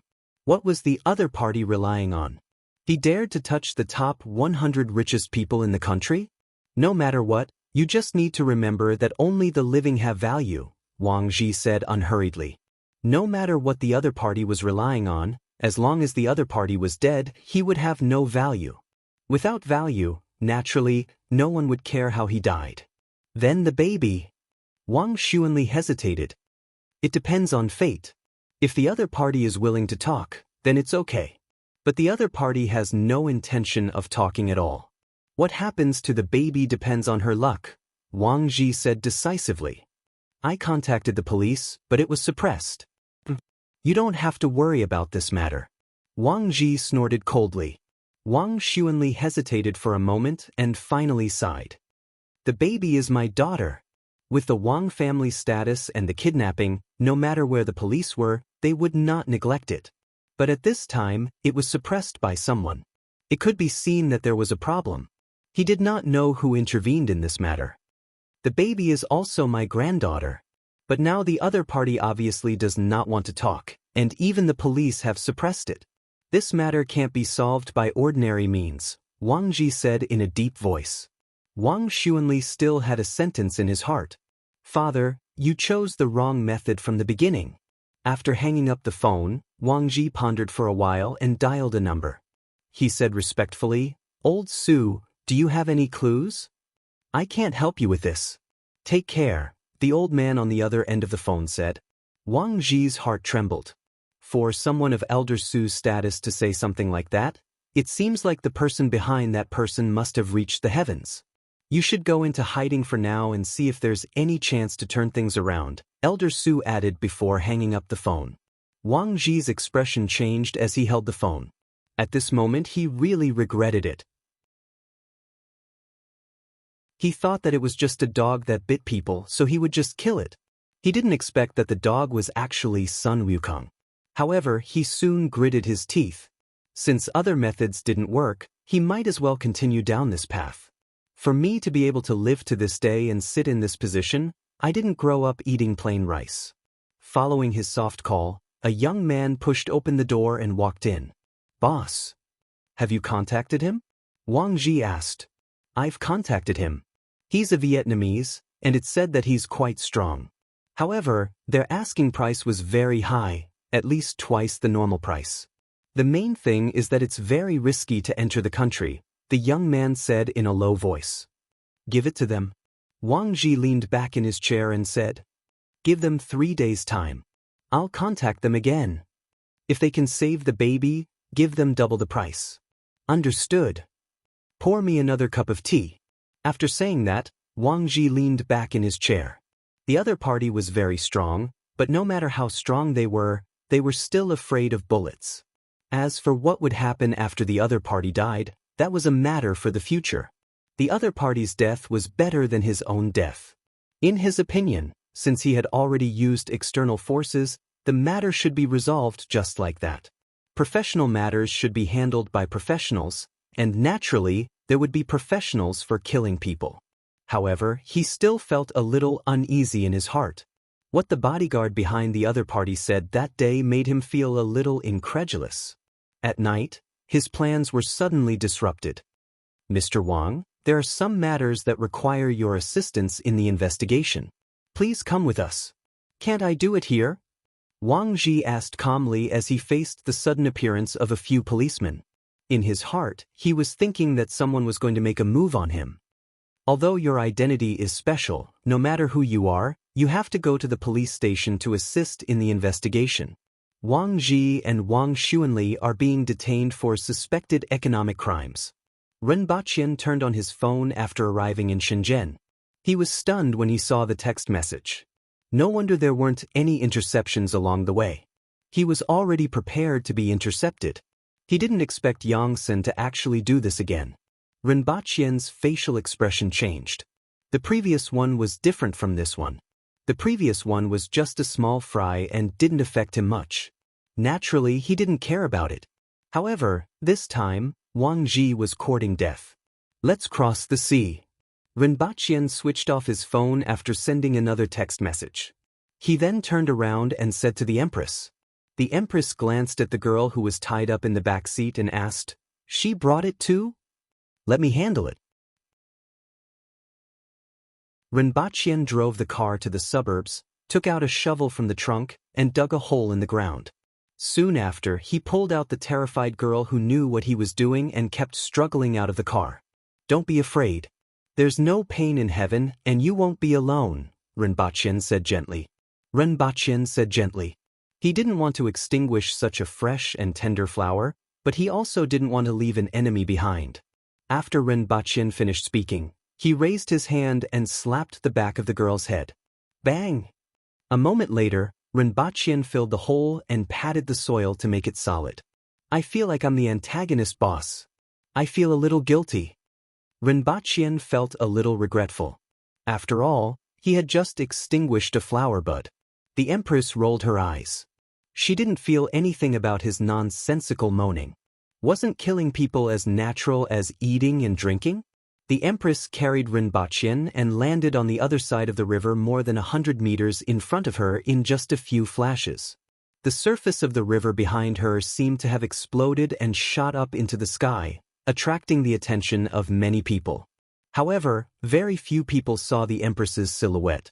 Only a young couple by the river looked at the two people who suddenly appeared in front of them in a daze.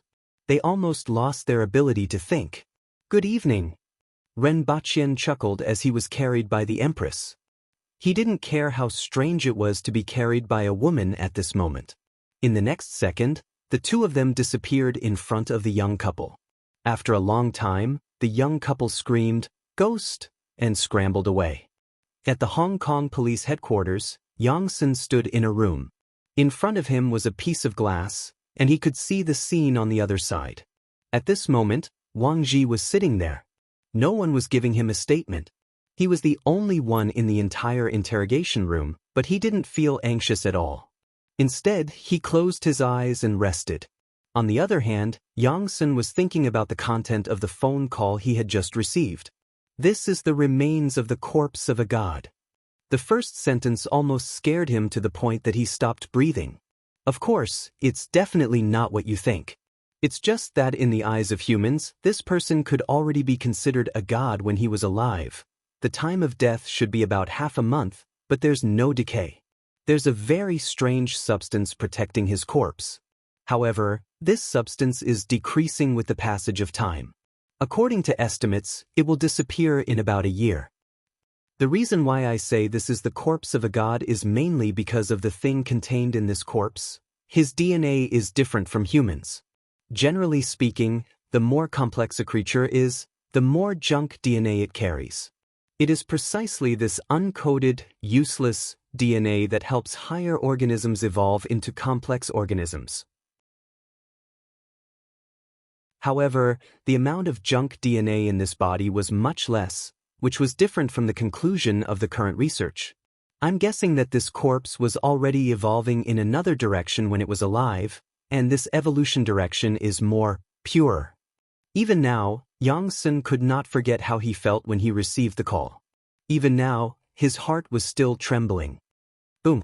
Just as he was recalling, the wall beside him was suddenly smashed, and two people appeared in the room.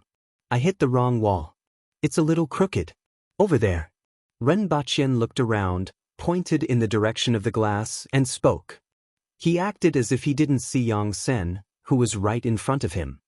The glass was instantly shattered.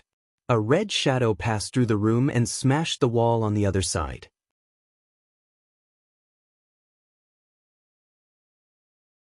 Chapter 508. When Wang Ji regained consciousness, he immediately realized that he was being dragged by the collar by someone. Looking at the skyscrapers below him, his face turned ashen. Were these the two people he wanted to deal with? Were they really human? Could a human leap tens of meters and run up a vertical wall? Could a human appear tens of meters away in an instant, just like in the mythological novels? From his angle, he could see the figure in red when he turned his head. He could also see Rinpoche, whom the Empress was carrying in her other hand. He wanted to struggle, but he didn't even have the strength to move his fingers. Hong Kong was very small, only about 80 square kilometers. It was less than 10 kilometers from one end to the other, not to mention from the police headquarters. To the Empress, this distance was covered in a flash. In less than 10 minutes, the three of them landed at the place where they left. After landing, Rinpoche moved his muscles and bones. After all, it wasn't a comfortable thing to be dragged by someone and blown by the cold wind.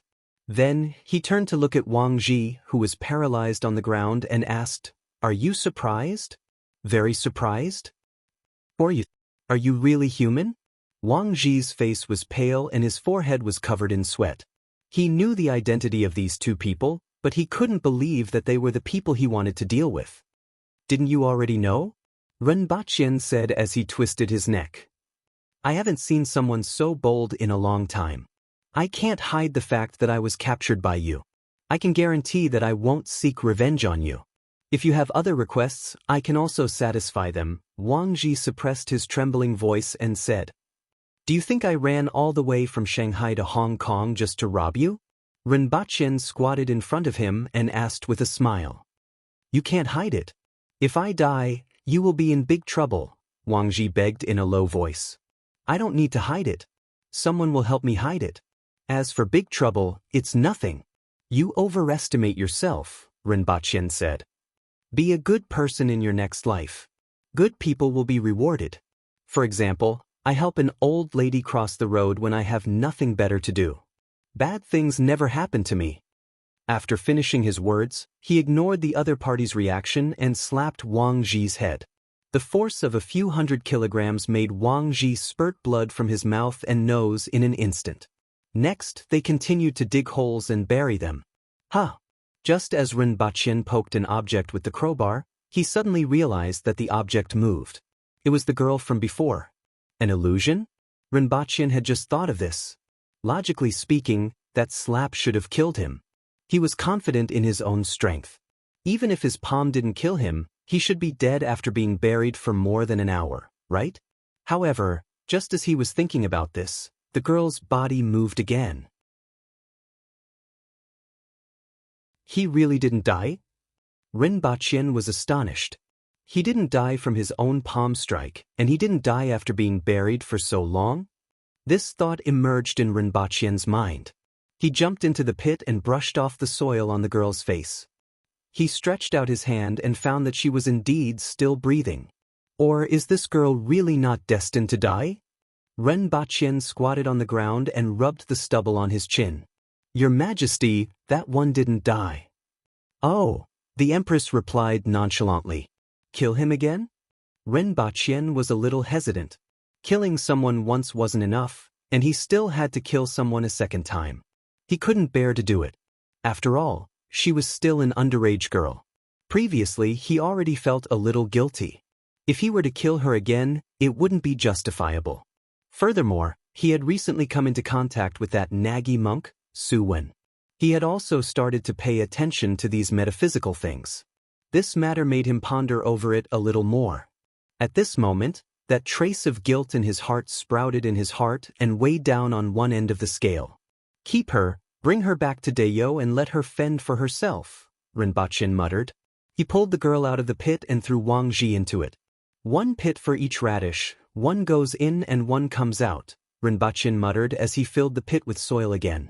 He held the girl's leg and shook it for a long time before throwing her into the back seat of the car. Your Majesty, are you tired? Ren Baqian threw the shovel back into the trunk, clapped his hands and asked. The Empress couldn't be bothered with him. It's really inappropriate for your Majesty to follow me around for such a small matter. Later, arrange some people here so that it'll be easier to arrange things in the future, Ren Baqian said as he sat beside the Empress. All right. The Empress nodded her head. Your Majesty, please choose the people who are tight-lipped, loyal, strong, and able to accept new things.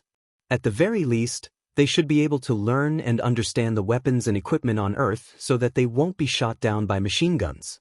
That would be a joke. Ren Baqian leaned back with his hands behind his back. When the time comes, I'll pick some people for you. You can choose from among them, the Empress said faintly. All right. Ren Baqian nodded his head and smiled. Actually, it's still more relaxing here. I don't have to consider too many problems. Even killing someone requires me to ponder for a long time. It's not like Tianjin Basin where people beat their brains out every day. You're too soft-hearted, the Empress said coldly. Ren Baqian tilted his head, thought for a while, and said, I'm soft-hearted? It's all right. The Empress ignored him. In her opinion, he was still a little soft-hearted. Even though he could come up with all kinds of excuses for killing those people from Tianjin Basin that sounded reasonable, he still couldn't hide it. He was still a little soft-hearted and wanted to kill fewer people. However, this wasn't too bad, so she just let him be. He wasn't like Li Yuanzhu, who didn't kill anyone and was considered soft-hearted. Ren Baqian didn't have the strength to look down on all living things. Killing a few people could reduce the number of people he had to kill. Putting on a ferocious appearance could reduce a lot of trouble. Most of the time, trouble was equivalent to death. Even though it wasn't a very smart way of doing things, it wasn't bad either. Woo! A soft sound came from the car. Ren Baqian turned his head and saw that the girl was sitting up in the back seat. She was actually awake.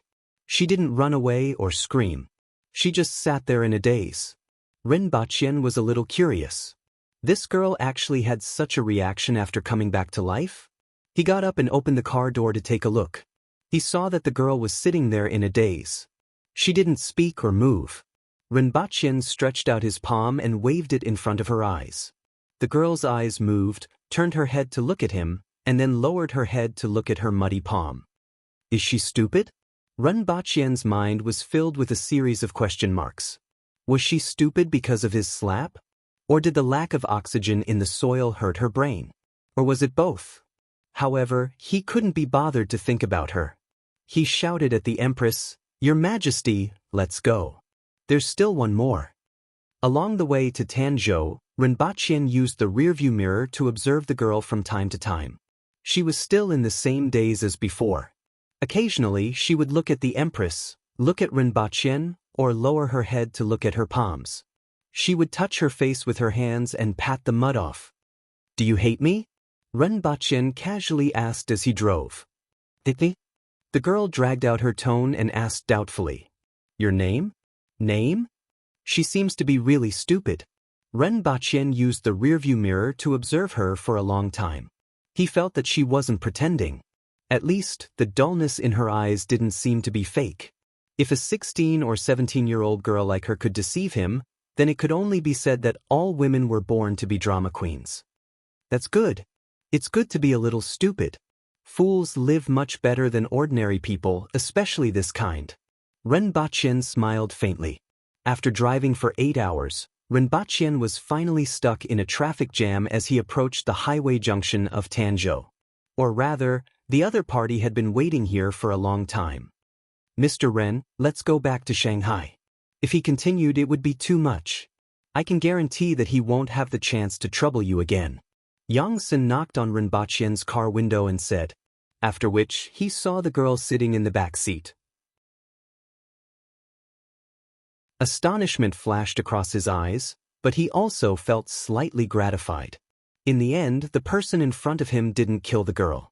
If it was only Wang Ji who died, it would make sense. After all, it was Wang Jixin who had gone overboard. Even if Ren Baqian didn't make a move, the nation would deal with him. Moreover, Ren Baqian was a vengeful person. The fact that Wang Baobao didn't die made him admire Ren Baqian a lot. At the very least, Ren Baqian had a conscience.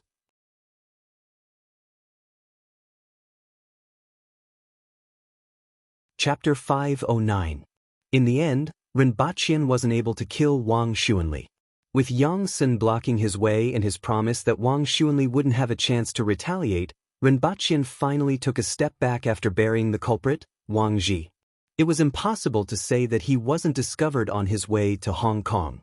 However, he wasn't stopped, which meant that he had already indulged him once. After all, Wang Ji had used methods that exceeded the rules, so his death wasn't unjust. At this point, it seemed unnecessary to shed all pretense of cordiality and kill Wang Xuanli. Especially since Wang Xuanli was already under control and Yang Sen had made a promise, he wouldn't have a chance to retaliate. The words, "no chance," were very interesting. If he wouldn't retaliate, then someone was suppressing him. However, the words, "no chance," explained some problems. Seeing this, Ren Baqian finally took a step back and returned to Shanghai. After all, he had been on the run for more than 20 hours, and he felt that it was quite tiring. There was still a fool that he hadn't handed over. Now, Ren Baqian was sure that this little girl had really become a fool. Yang Sen's words were easy to understand, but she didn't respond at all. According to Ren Baqian, this was a good thing. At least she could survive and live a more relaxed life than most people as a fool. He wouldn't have to kill the same person a second time. After returning to the villa, Ren Baqian first went online to check Wang Xuanli's information. Indeed, he had been arrested for economic crimes. Combined with Yang Sen's words, he probably wouldn't have a chance to get out. Of the two people from the Wang family, one was dead and the other was injured. Huaneng Energy would experience a shock, but it wouldn't collapse. Therefore, the impact wouldn't be too great. However, Wang Ji and Wang Xuanli were arrested one after another, and Wang Ji died inexplicably. This would still cause a shock in society, and at the same time, many rich people would be vigilant and inquire about what had happened. After all, a rich person of the same level as them had fallen just like that. Many people felt sympathy for the death of a rabbit and were afraid that they would end up like him one day. Very soon, someone discovered a person who wouldn't have attracted much attention, Ren Baqian. Although the witnesses at the scene of the car accident, the hospital, and the Hong Kong police station had their mouths sealed, some news still reached the ears of these people. This made Ren Baqian a mark in many people's hearts. At the same time, they were also somewhat suspicious. Who exactly was Ren Baqian? How much of what was said was true and how much was false? Soon, a video of the scene of the accident fell into the hands of some people. Everyone was shocked when they saw the scene. Did this really happen in reality? Ren Baqian slept comfortably. When he woke up, the first thing he did was to take a look at the girl who was thrown into an empty room. She still had that blank look on her face. After the meal, the doorbell rang again. Ren Baqian opened the door and saw that it was Yang Senator. He raised his eyebrows and asked, "Is there anything else?" "A little. Can I go in?" Yang Sen pointed inside. When Yang Sen entered the house and saw the Empress sitting on the sofa, he cautiously greeted her. After all, the strength of the Empress could easily strike fear in people, especially when they were face to face. It was like a man and a tiger being locked in a cage. "Have a seat." "What's the matter?" Ren Baqian pointed to the side. After Yang Sen sat down, he said, "The limbs in your fridge, I haven't settled the score with you yet." Speaking of this, Ren Baqian raised his eyebrows. "Private rights are sacred and inviolable. You can't snatch my things just because you have the support of the nation, right?" "Wang Ji's corpse has been found," Yang Sen said. His meaning was obvious. This matter had been suppressed. "These are two different matters." Ren Baqian sneered. "What does his corpse have to do with me? I was hired to kill someone the night before yesterday and was almost run over by a truck. Tell me, what do you want?" Yang Sen asked helplessly. "I want 1,000 of those skunk bombs," Ren Baqian said. When the Empress heard this, her expression immediately became unnatural. She had experienced the power of these things. Just the thought of 1,000 of them was terrifying. "Okay." Yang Sen agreed readily. Ren Baqian's expression relaxed a little. In fact, for Earth, the corpse of a spirit wheel expert wasn't something that 1,000 skunk bombs could compare to. Nuclear warheads were more like it. However, the nation definitely wouldn't give him such a powerful weapon, and he didn't have anything else that he wanted. Similarly, he didn't want to give people the illusion that they could get something from him without paying any price. "What do you want now? Tell me." Ren Baqian leaned back and sank into the sofa. "Is that corpse the spirit wheel expert you mentioned before?" Yang Sen took out a recording pen as he spoke. In fact, he didn't have to take it out, but this action made Ren Baqian feel more comfortable. After all, it was better to have things in front of him than to be kept in the dark. "Yes." Ren Baqian nodded. "According to our tests, his lifespan should have reached 130 years, but his cell activity is similar to that of a person in their 30s or 40s. How did this happen? 130 years old?" The Empress was astonished. "Based on our tests, yes." "Is it accurate?"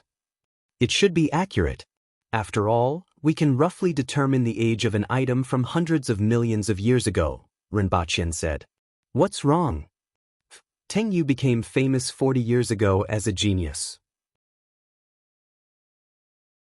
Everyone thought that he was only in his 30s at that time, and many people thought that he had hope of reaching a higher level.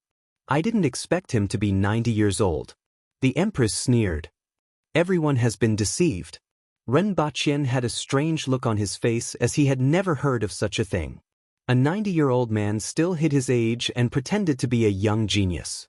Teng Yu was really in a bind. A spirit wheel expert would be respected no matter where he went.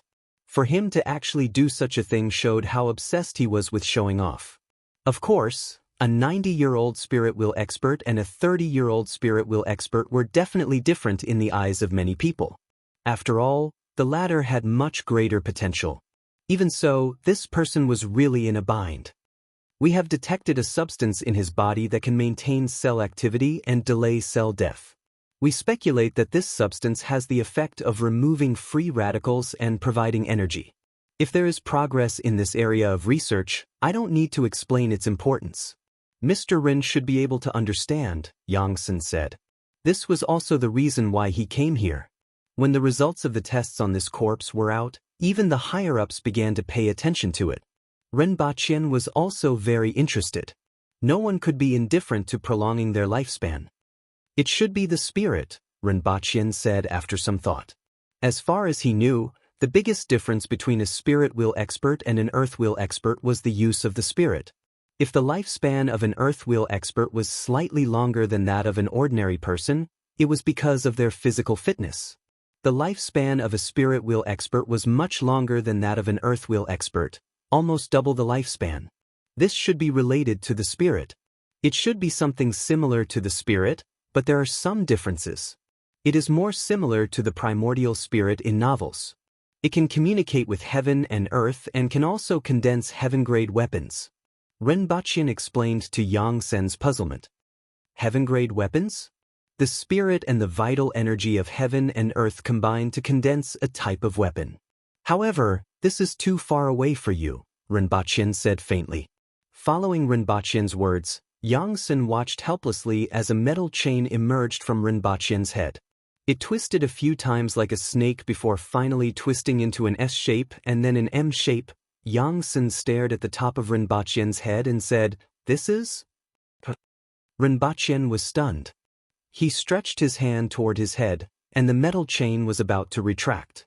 However, the Empress's movements were faster than it. She pulled it out and wrapped it around her hand. Then, a spear covered in golden veins emerged from Ren Baqin's temple and pierced toward the Empress. The Empress's face turned cold. She stretched out her hand and flicked it. The spear immediately let out a clear sound and retracted back into Ren Baqin's head.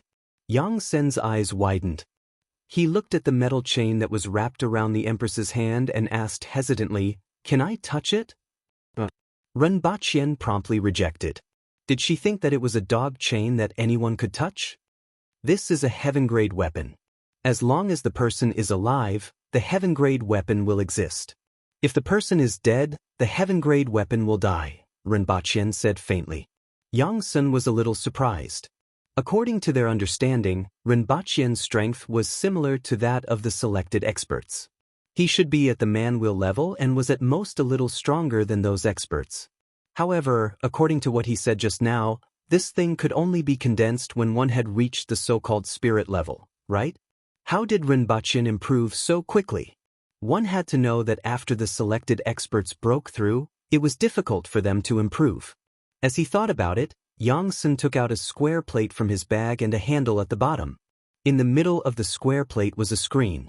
After fiddling with it for a while, he aimed the back of the square plate at Ren Baqin and the number 158 immediately appeared on the screen. Then he aimed it at the Empress. That thing immediately emitted a green smoke. "What's this?" Ren Baqin frowned and asked. "This is a small thing that was just created in the laboratory. I wanted to demonstrate it to the two of you, but I didn't expect it to spoil." Yang Sen laughed dryly. It can detect how much energy a person has in their body. Ordinary adult men have 10 to 15 energy, special forces soldiers have 20 to 30 energy, and experts who have just broken through to the man-will level should have 70 to 100 energy. As for Mr. Ren, your energy is 158. The upper limit of this thing is 1,500 energy. As you can see, Miss Chi has exceeded the upper limit. As Yang-sen spoke, his heart was in turmoil. This detector had a very special calculation method, and he didn't understand the specifics. However, he understood one thing. What did 1,500 energy mean? This was already equivalent to a human-shaped nuclear bomb. It wasn't an adjective, it was a real human-shaped nuclear bomb.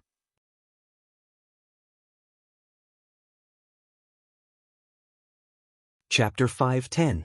The detector was just a small interlude. Rinpoche and Yang-sen's topic returned to Ting Yu's severed limb. As time was too short, not many things had been discovered so far. However, the most important thing had already been revealed to everyone. Since ancient times, humans had never been so close to immortality. Even if their lifespan was doubled, countless people would be willing to exchange their entire family fortune for it. Not to mention the huge impact it would have on society. Now, a person studied for a total of 13 years from primary school to graduation from university. In society, they could work for another 35 years. If they studied for 20 years, they could only work for 28 years. After experiencing a short peak, they would start to go downhill when they had the most experience. 13 to 20 years was too short for current technology. They might not even be able to reach the peak in one aspect. If a person's lifespan was doubled, then a student who studied for 40 years would be able to reach an extremely high level of attainment in one aspect. Furthermore, after working for over 50 years, they would be able to maintain their peak for 20 to 30 years. If there was such a day, the entire society would be filled with all kinds of elites and talents in various fields. A long lifespan would allow countless people to devote their lives to their hobbies without having to weigh the gains and losses in a short period of time. The speed of technological advancement could be increased by 5 times, 10 times, or even more. The technological level that originally required 1,000 years to achieve could be achieved in a short 100 years. It could be said that there would be new changes every day. That would be a beautiful utopia. People would have more time to pursue their ideals and not for money. After all, in modern society, due to the oppression of life, people had no choice but to focus on how to earn money to support their families at a very young age. And if their lifespan was extended by a lot, young people would have more time to do all kinds of things for the sake of their ideals and interests without caring for returns. Just thinking about that kind of world would make people feel wonderful and excited. The Empress didn't understand what kind of changes would happen, but Rinpoche could imagine it and could understand the excitement that Yang-sen revealed. Don't expect too much for the time being. This kind of thing isn't that easy to research. Rinpoche wasn't pouring cold water on Yang-sen. In fact, he also had a lot of expectations. However, it was hard to say to what extent the current technology on Earth could be researched. This is already a straight road. At the end of the road is Rome. What we have to do next is to take one step at a time and keep moving forward, Yang-sen said. He already had a direction, and everything was in front of him. Next, he just had to work hard in this direction. It wasn't that he was clueless, but he had a very clear goal. He believed that even if he couldn't see it, his son could. Rinpoche told Yang-sen everything he knew about spirit wheel experts. The Empress would also occasionally add a few words to make Yang-sen's trip worthwhile. However, before Yang-sen left, he made a request. It was for the various materials in the blessed land. After all, there were many things that did not seem to be related to each other on the surface, but they could allow one to gain a deeper understanding of the blessed enclave, and they might be able to easily solve some of the difficult problems one might encounter in research. Rinpoche had brought too little with him. If it was before, Yang-sen would not be anxious. However, after obtaining the corpse, the entire research institute became excited, and so did he. Furthermore, it was very likely that the Messier 87 department and the laboratory would continue to expand, and more talents would be transferred to them. This was good news for him. Regarding this, Rinpoche still had the same attitude. He would use things in exchange. Although he didn't mind contributing to this matter, he didn't want to do so. Furthermore, no one would recognize his contributions in the future. On the contrary, it was better for both sides to maintain this kind of equal cooperation. Even if the value of the things that Earth offered was lower, such as some cheap, things like skunk bombs in exchange for the corpse of a spirit wheel expert, he could still accept it. After staying on Earth for another day, Rinpoche brought the Empress and the silly girl back to Dayo. Your Majesty, take a rest first. I will see if those people have returned. After Rinpoche returned to the room he was in before he left, he looked at the fool beside him who still had a lifeless look on her face and was looking at the surroundings with a curious gaze. He thought for a while and said, I'll take this girl with me first. After leaving the room, Rinpoche threw the silly girl to the guard and asked him to find a place to settle her down.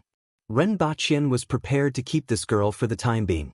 When he returned to Dayo, he would bring her back to Lon City and settle her down in a place like the Beast Park to do chores within her capabilities.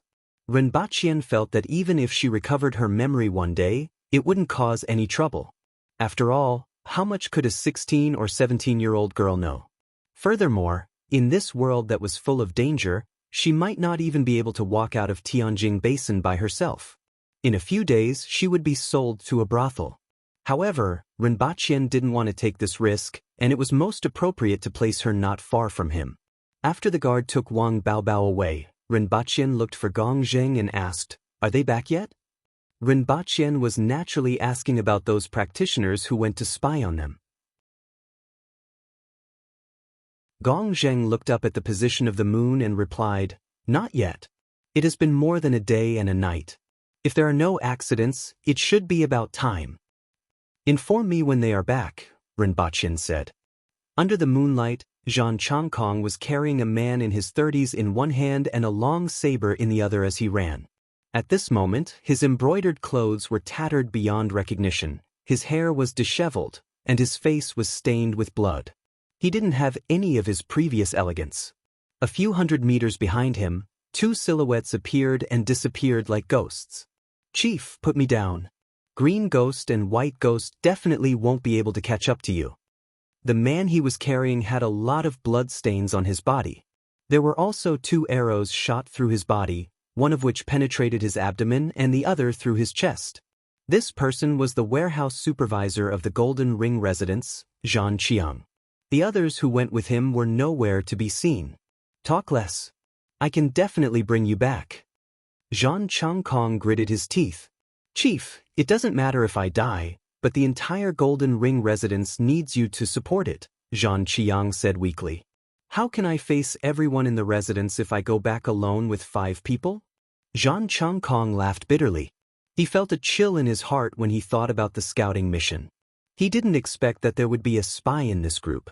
All the practitioners who came from the south would bring experts from the same sect as them to prove their loyalty. This person was no exception. No one expected him to be a spy.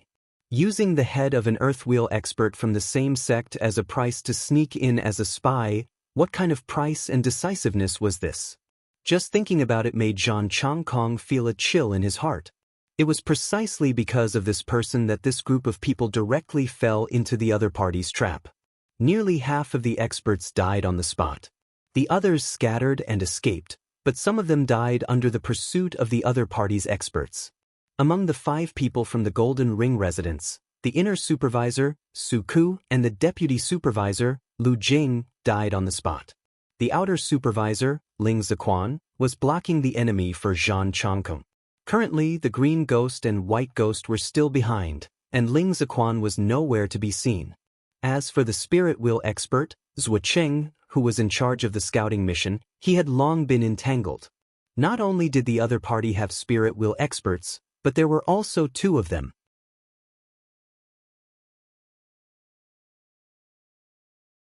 Chapter 511.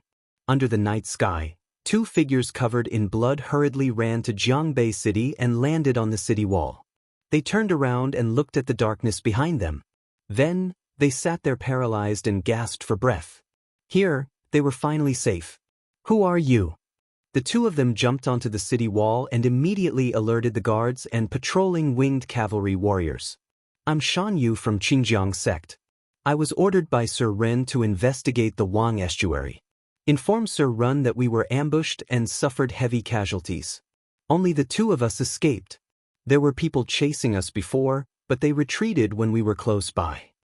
The soldiers on the city wall didn't dare to delay and quickly arranged for someone to inform the guards. 3 patrolling winged cavalry warriors jumped off the wall and rushed into the darkness. They returned without success after a while. Ambushed? Only 2 of them managed to escape? Renbachien had already laid down in his room to rest when he suddenly heard the news from the guards. He hurriedly put on his clothes and went out. Where are they? On the southern wall. I've already sent someone to bring them here, Gong Zheng said beside Renbachien. Renbachien's face was gloomy. How could they be ambushed with more than 30 Earthwheel experts and Zhuocheng? Furthermore, only 2 people escaped? Did they just stand there and let others kill them? What about Zhuocheng? After walking around the courtyard a few times, Renbachien's gloomy face gradually calmed down. It seemed that the other party was well prepared. When he and the others arrived at Jiangbei, they were already prepared and set up a trap for him to fall into. Fortunately, he had arranged for these people to investigate. If the winged cavalry had gone, there would have been many casualties even if they won. Even so, he still felt the pinch as these people were still very useful to him. Putting aside the idea of the embroidered uniform guards, he still counted on these people to appease the people. After all, they were the local tyrants of Tianjing Basin, and it would be much easier for them to appease the people. However, there were so many casualties now. How could he not feel the pinch? After waiting for a while, someone informed him, "Sir, they are here." "Bring them to the front hall," Renbachien said as he walked toward the front hall. By the time he arrived, he already saw 2 people covered in blood and injuries standing there. "Sir Ren, we were ambushed and suffered heavy casualties. Only the 2 of us managed to escape." One of them stepped forward upon seeing Renbachien enter, and his tone was filled with anger and grief. "Sir Ren, please avenge us." Renbachien glanced at the 2 of them. He had some impression of the person who spoke. He was an expert from the south. Because of his pair of peach blossom eyes, Renbachien had a deep impression of him. After all, a big man with an unshaven beard and a pair of watery peach blossom eyes looked strange no matter how one looked at it. "What's your name?" Renbachien asked coldly. "Sir Ren, I'm Shan Yu from Qingjiang sect," the man replied. Renbachien nodded and asked, "What exactly happened? How did you get ambushed? How many people did they have? Where is Wuqing?" "There's a traitor among us. He lured us into the ambush."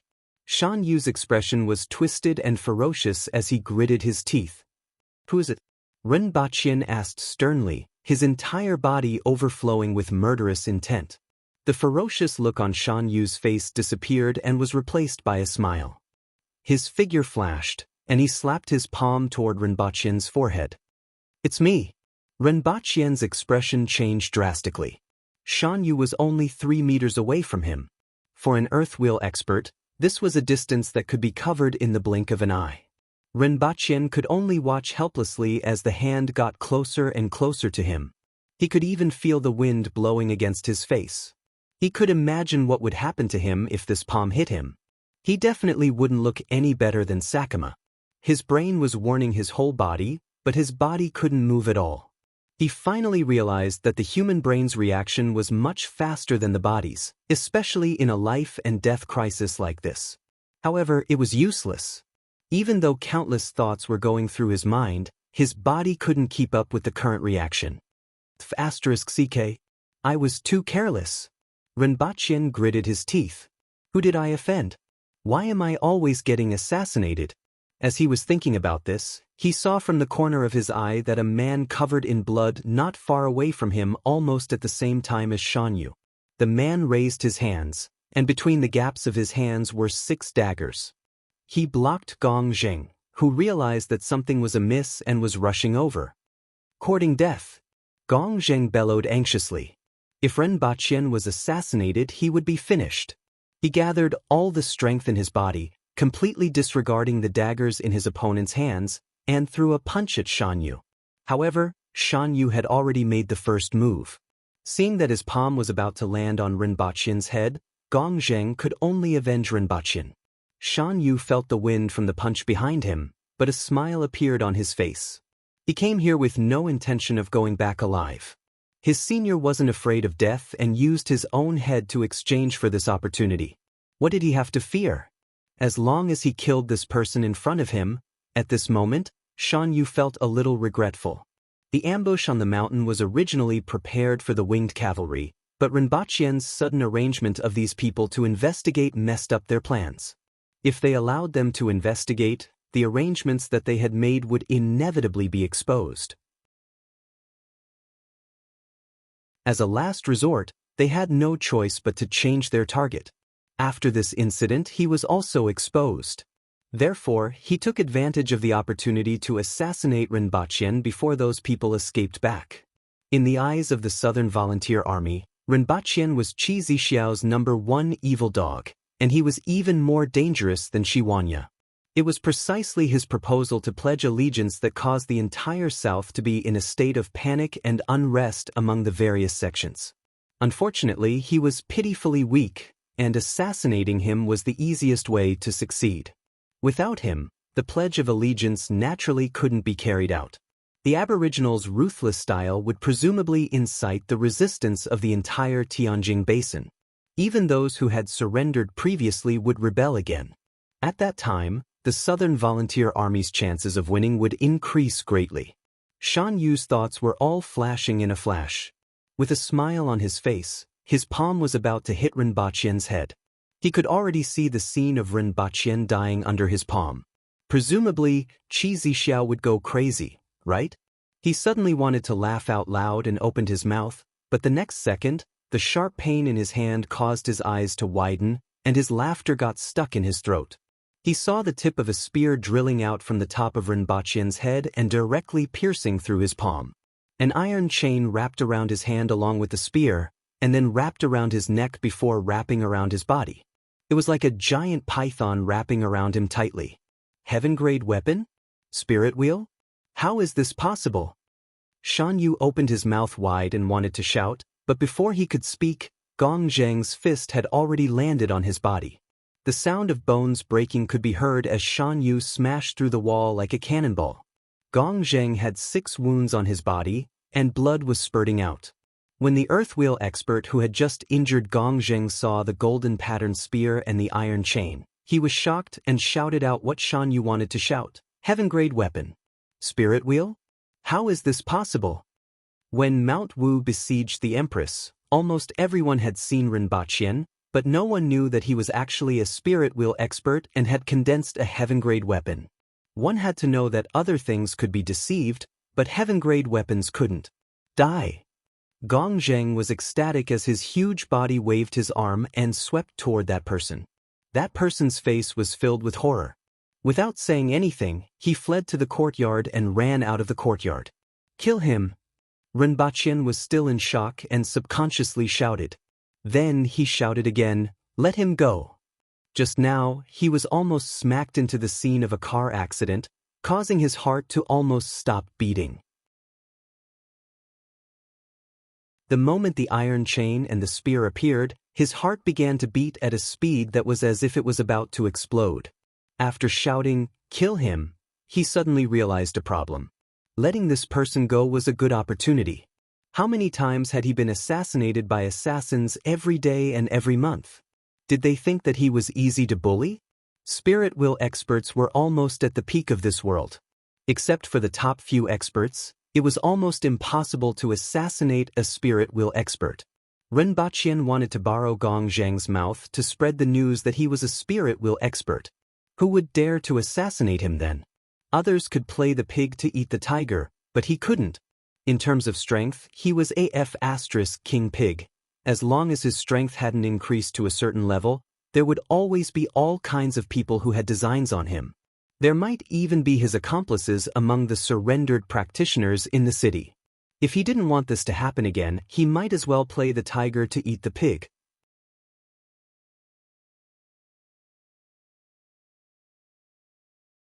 Chapter 5:12. Chief, put me down. Zhang Qiang's eyes were filled with tears. I have no regrets now that Chief has treated me so well. Cut the crap.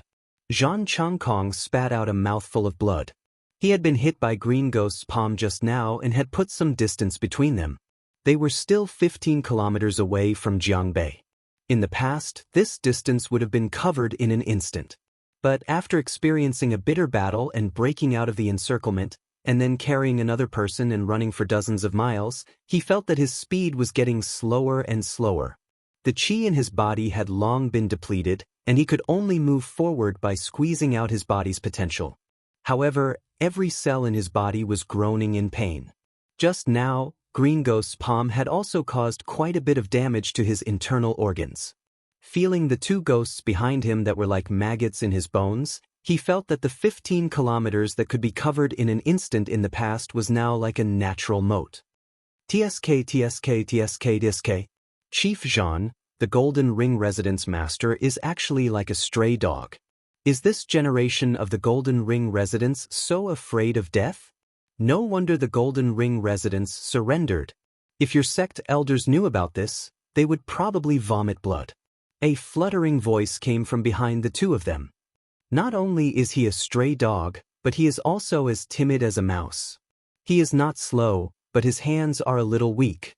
Another voice also seemed to come from several directions, making it difficult to pinpoint the specific location. Green Ghost and White Ghost, I will definitely take revenge another day. Zhang Chongkong spat out blood as he cursed. Why another day? Isn't today the best opportunity? The previous voice continued to laugh strangely. Zhang Chongkong clenched his teeth and did not say a word. It's about time. Chief Zhan doesn't have much strength left, right? Why don't you stop and let us send off the famous timid Golden Ring Residence Master? As the voice spoke, the two of them gradually increased their speed, closing the distance from Zhang Chongkong from 50 to 60 meters in a short period of time. Golden Ring Residence Master, you can't escape. Why don't you obediently stretch out your neck and wait to be executed? TSK. The two figures were like two wisps of green smoke that gradually closed the distance between them and Zhang Chongkong. They chased after Zhang Chongkong and ran forward parallel to him. Stay here. A figure suddenly floated up and landed behind Zhang Chongkong. The jade-green dagger in his hand stabbed toward Zhang Chongkong's back. Get lost. Zhang Chongkong exerted all his strength and slashed his saber behind him. The 9 golden hoops simultaneously emitted a crisp sound of metal clashing. This demonic sound was secretly learned by your ancestor from our Wangui sect. Do you think it will work on the two of us? The shadow behind Zhang Chongkong floated in the air and dodged the blade. Then it sped up and stabbed at his back. Tisk, it's better to stop struggling. Chief of the Golden Ring Residence can rest in peace. Another figure appeared in front of Zhang Chongkong, and a grayish short sword appeared in his hand. Zhang Chongkong did not say a word. His body charged forward fiercely, but he felt a chill on his back, followed by pain. Fresh blood spurted out from his back. He wanted to tighten his muscles to stop the bleeding, but he couldn't do it at all. Manor Lord. Zhang Qiang, who was being carried by Zhang Chongkong, struggled violently. He extended his arm to block the short sword that was aimed at Zhang Chongkong. A hand soared into the sky. Zhang Qiang clutched his severed arm. A pained expression appeared on his face, but he did not make a sound. Dash! Zhang Chongkong's eyes were bloodshot. He roared angrily and activated all the muscles in his body, forcing out the last trace of his strength to sprint forward. Tisk. There was another burst of strange laughter. The two of them continued to follow Zhang Chongkong, looking for an opportunity to attack. They were like wolves on the mountain, wanting to take a bite out of the other party's flesh with every bite. At the same time, they had to ensure their own safety. Otherwise, they might be killed by their fellow disciples while they were heavily injured. Even though the green and white ghosts had been together for many years, they still retained this habit. They would spend the least amount of effort to kill the enemy and sometimes even give up some opportunities. If it weren't for this characteristic of the Wangui sect disciples, Zhang Chongkong would not have lasted until now. Furthermore, the two of them knew that Zhang Chongkong would definitely not be able to hold on any longer. He would not be able to make it to Jiangbei. Even Zhang Chongkong himself knew that he was already using all his strength to maintain his running state. He looked at the torches on top of Jiangbei's city walls several kilometers away. That was where Painting Fairy and Kai Xian were. However, a sense of despair arose in his heart. He was afraid that he would not be able to return. I hope that Black Bamboo Academy's principal Bai Qian will treat my Golden Ring residents well. Zhang Chongkong thought sorrowfully. At this moment, a black shadow dashed over from the front, giving Zhang Chongkong a glimmer of hope. That was the direction of Jiangbei City. The person coming from that direction was one of his own. Brother, help me. I am from the Golden Ring residence. Zhang Chongkong roared with all his might. After shouting, he could no longer hold on and fell to the ground. Tsk tisk. The green and white ghosts who were following behind him saw the opportunity and pounced at Zhang Chongkong with strange laughter. Ah! At this moment, Zhang Qiang, who was already seriously injured and had his wrist cut off, broke free from Zhang Chongkong's arm and shielded his back. 2 short knives and short swords pierced into his body at almost the same time. Zhang Qiang spat out a mouthful of blood, and his face revealed a sinister expression. Using his remaining hand, he threw a punch at one of the figures. However, that figure turned into a wisp of green smoke and disappeared. On the other hand, the other person slashed down with the short knife in his hand, almost cutting open Zhang Qiang's chest and abdomen. Then he immediately drifted away. The green and white ghosts stood on the left and right, cautiously staring at the figure that was dashing over. Qiang! Zhang Chongkong roared and struggled to get up. At this moment, that figure ran in front of Zhang Chongkong, kicked him away, and continued to run. When the green and white ghosts saw this scene, they paused for a moment and completely didn't know what was going on. Could it be that this person who ran over from Jiangbei City wasn't the other party's reinforcements? From the looks of it, it didn't seem like it. At this moment, another 4 or 5 figures dashed over in this direction. Their heavy footsteps smashed against the ground, and every step produced a loud bang. The momentum of their running made one suspect that even a city wall in front of them wouldn't be able to stop them. The pupils of the green and white ghosts instantly narrowed. If they couldn't confirm the identity of that person just now, they could immediately confirm the identities of these people. Winged cavalry? Only the aboriginals would run around recklessly and have such a barbaric and fearless momentum. Go! The 2 of them almost instantly turned into green smoke and disappeared into the night sky. 10 seconds later, those figures appeared. When they saw Zhang Qiang's corpse, one of them immediately went to check on Zhang Chongkong, who had been kicked away. He's still alive. Send him back to the city. One of them carried Zhang Chongkong and Zhang Qiang's corpse into the city.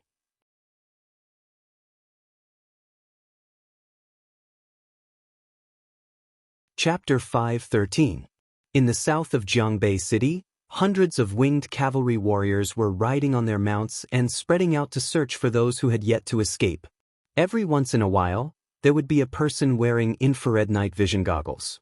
With this thing, anything that emitted heat would not be able to escape their eyes. After going deep into Great Xia and fighting against Great Xia in the north, the winged cavalry was already used to some very convenient and practical modern technology. For example, radio stations, walkie-talkies, night vision devices, binoculars. Now that walkie-talkies couldn't be used, they couldn't communicate with the other teams at any time. This made the winged cavalry feel somewhat inconvenienced. It is easy to go from frugality to extravagance, but difficult to go from extravagance to frugality. Fortunately, the night vision goggles and binoculars could still be used, so they didn't immediately return to their original state. There are people 600 steps to the southwest.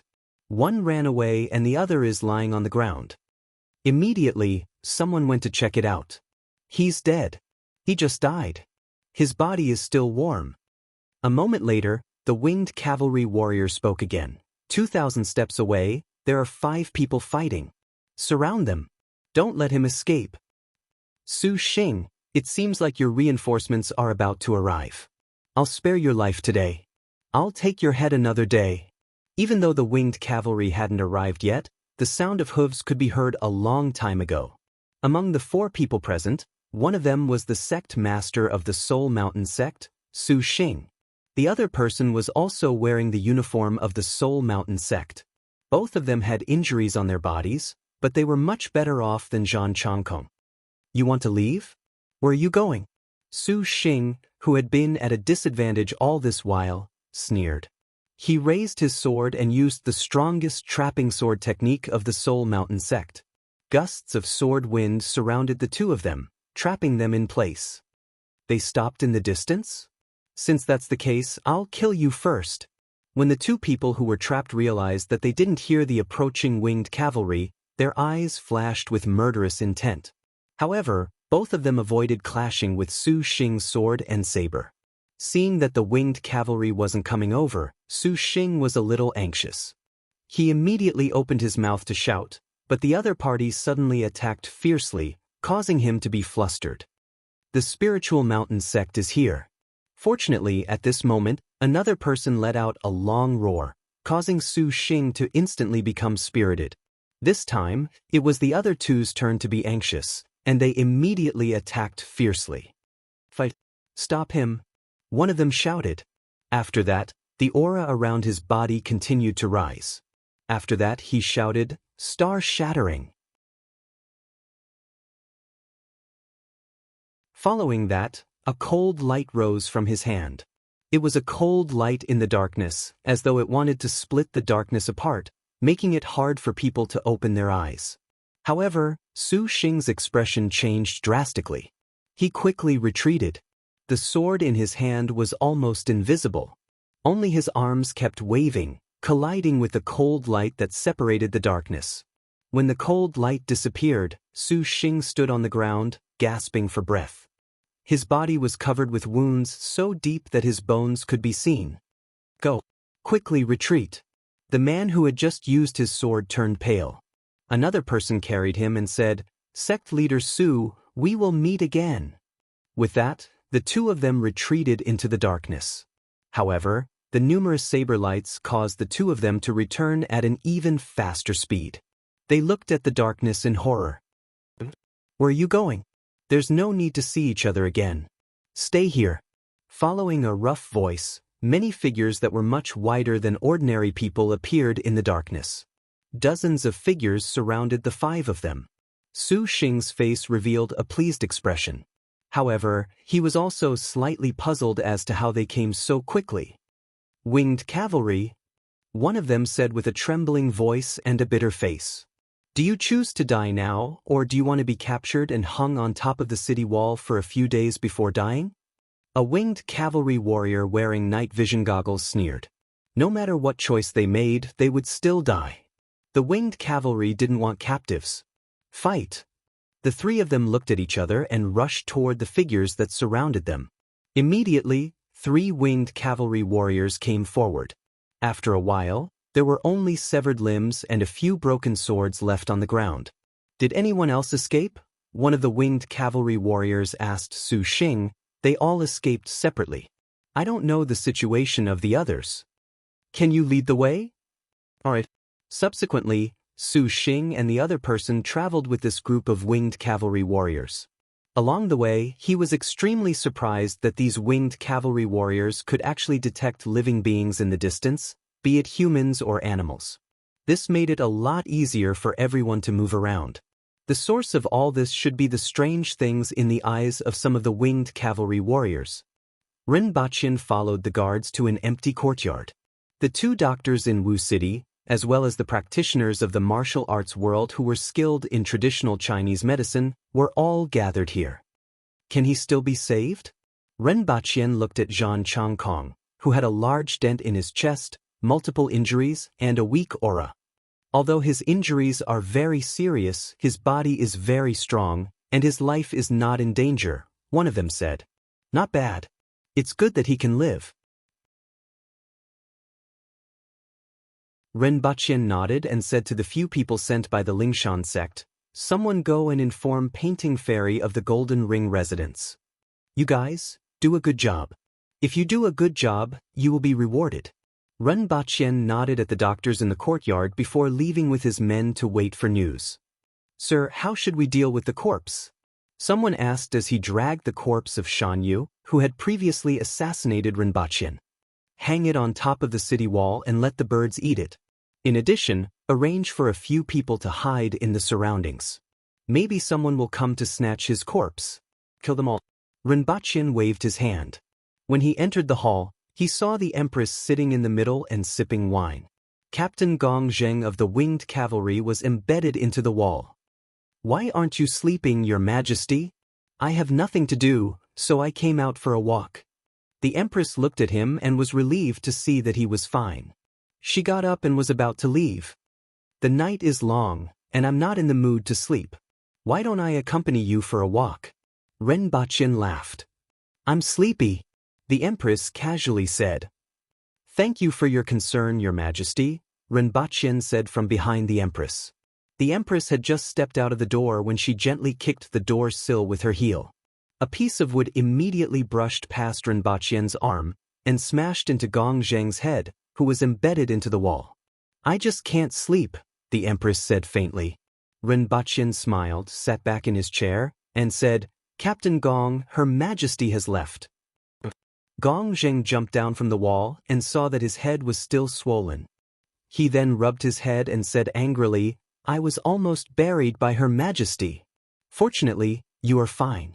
Otherwise, I would have been buried with you." The night passed, and Rinpoche waited until dawn. News began to come back, and at the same time, a few people were sent back. After another 2 to 4 hours, all the winged cavalry warriors that were sent out returned. Finally, including Zhang Changkung, a total of 8 people came back alive from this reconnaissance mission. Excluding Zhuo Cheng, only 7 Earthwheel experts returned. Of the 3 from the Lingshan sect, 2 returned, and of the 5 from the Golden Ring residents, 2 returned.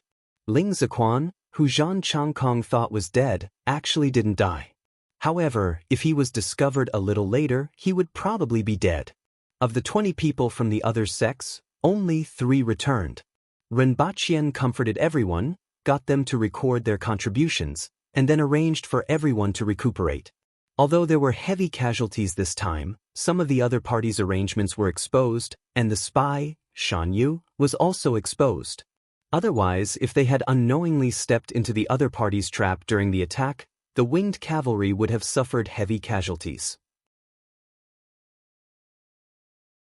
This was considered a blessing in disguise. At the same time, some information about the Wang estuary was brought back along with these people.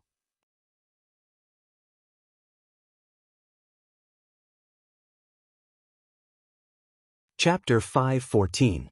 Seniors, my master and martial uncle risked their lives just to enter Jiangbei City and inquire about the other party. Now, my master's corpse is hanging on top of the city wall.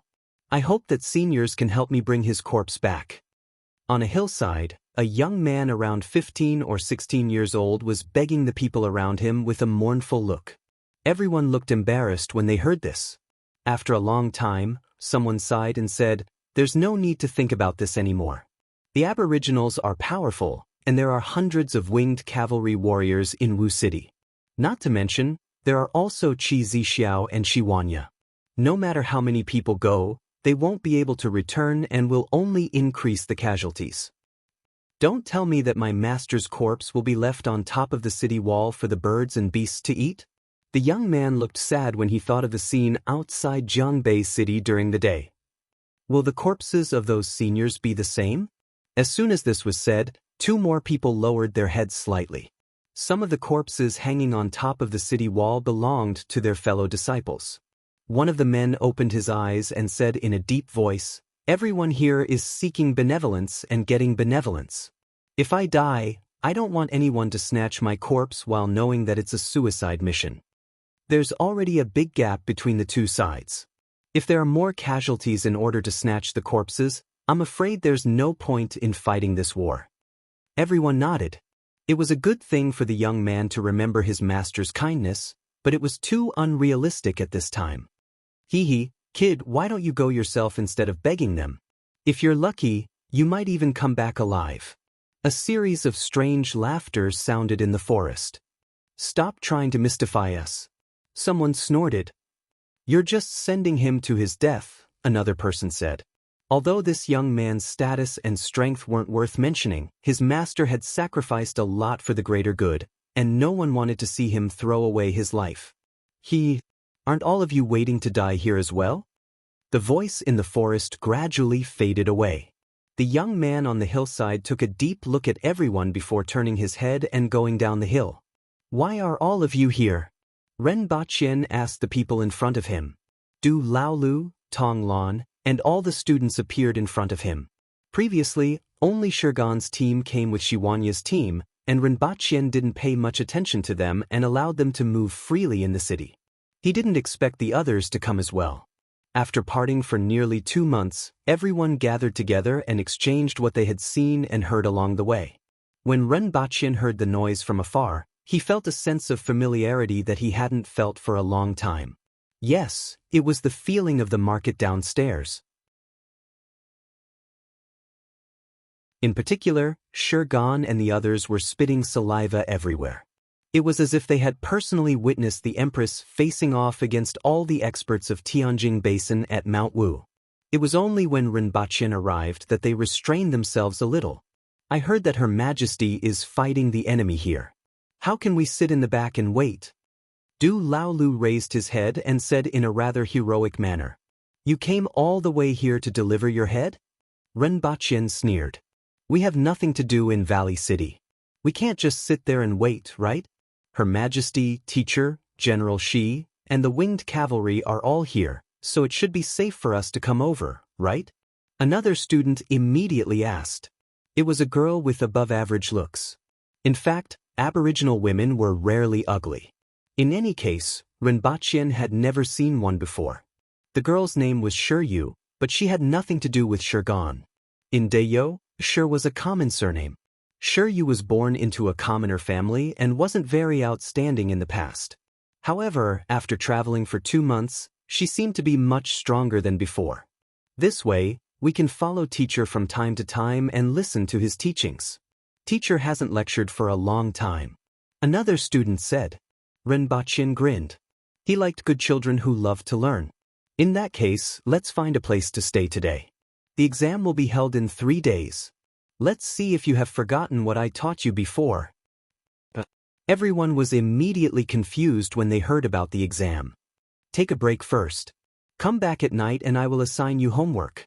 Ren Baqin continued. After hearing this, everyone was even more confused.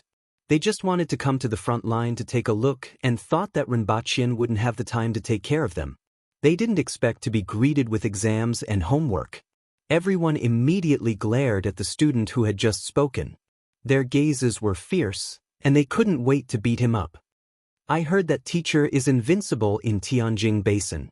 The world is in chaos and harms the common people. Teacher should be busy with those important matters. Don't worry about us and just let us stay here.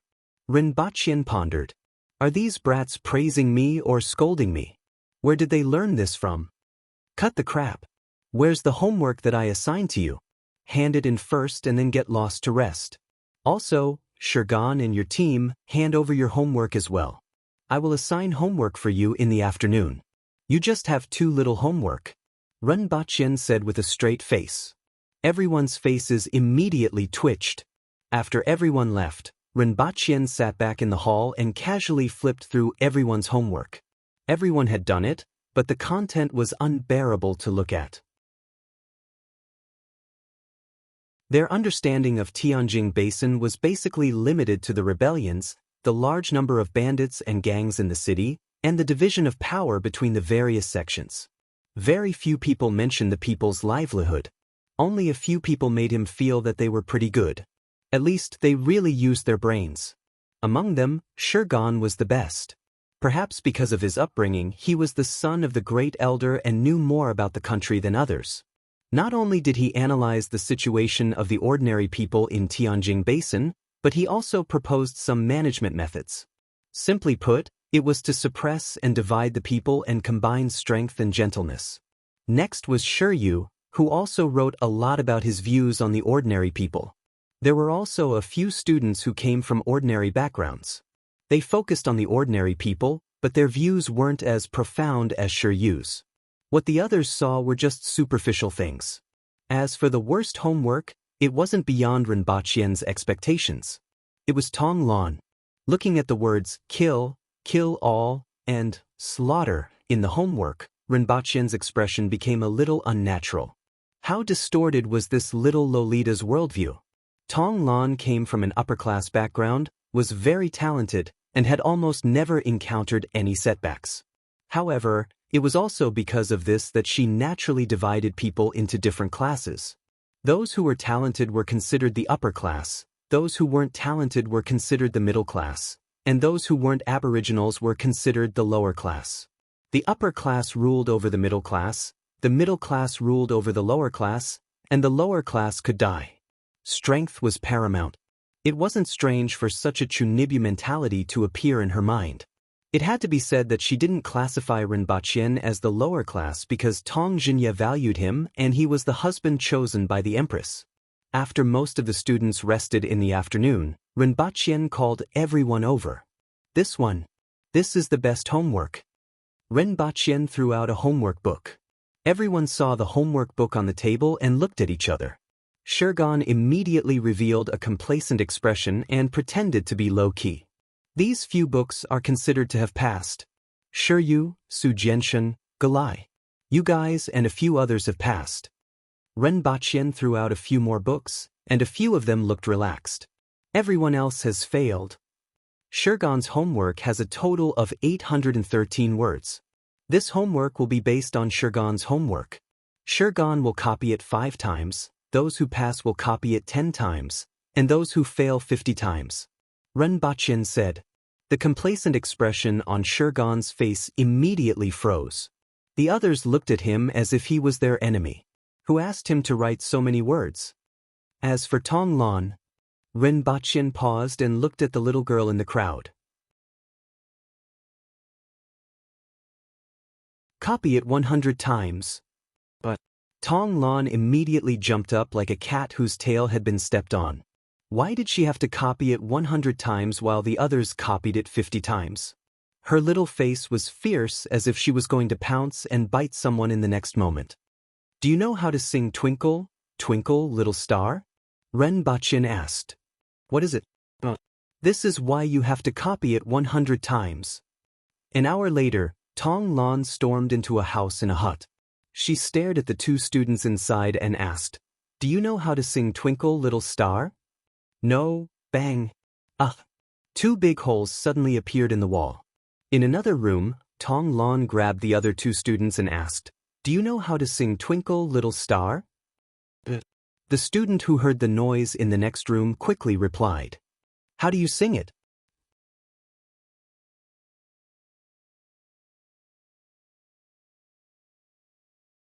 Chapter 5:15. After sending a group of students to do their homework, Rinpoche continued to be busy with some matters in the city. After all, only 8 out of the 30 people who went to investigate returned. Many of those who died were the pillars of some small sects, and many of them were sect masters.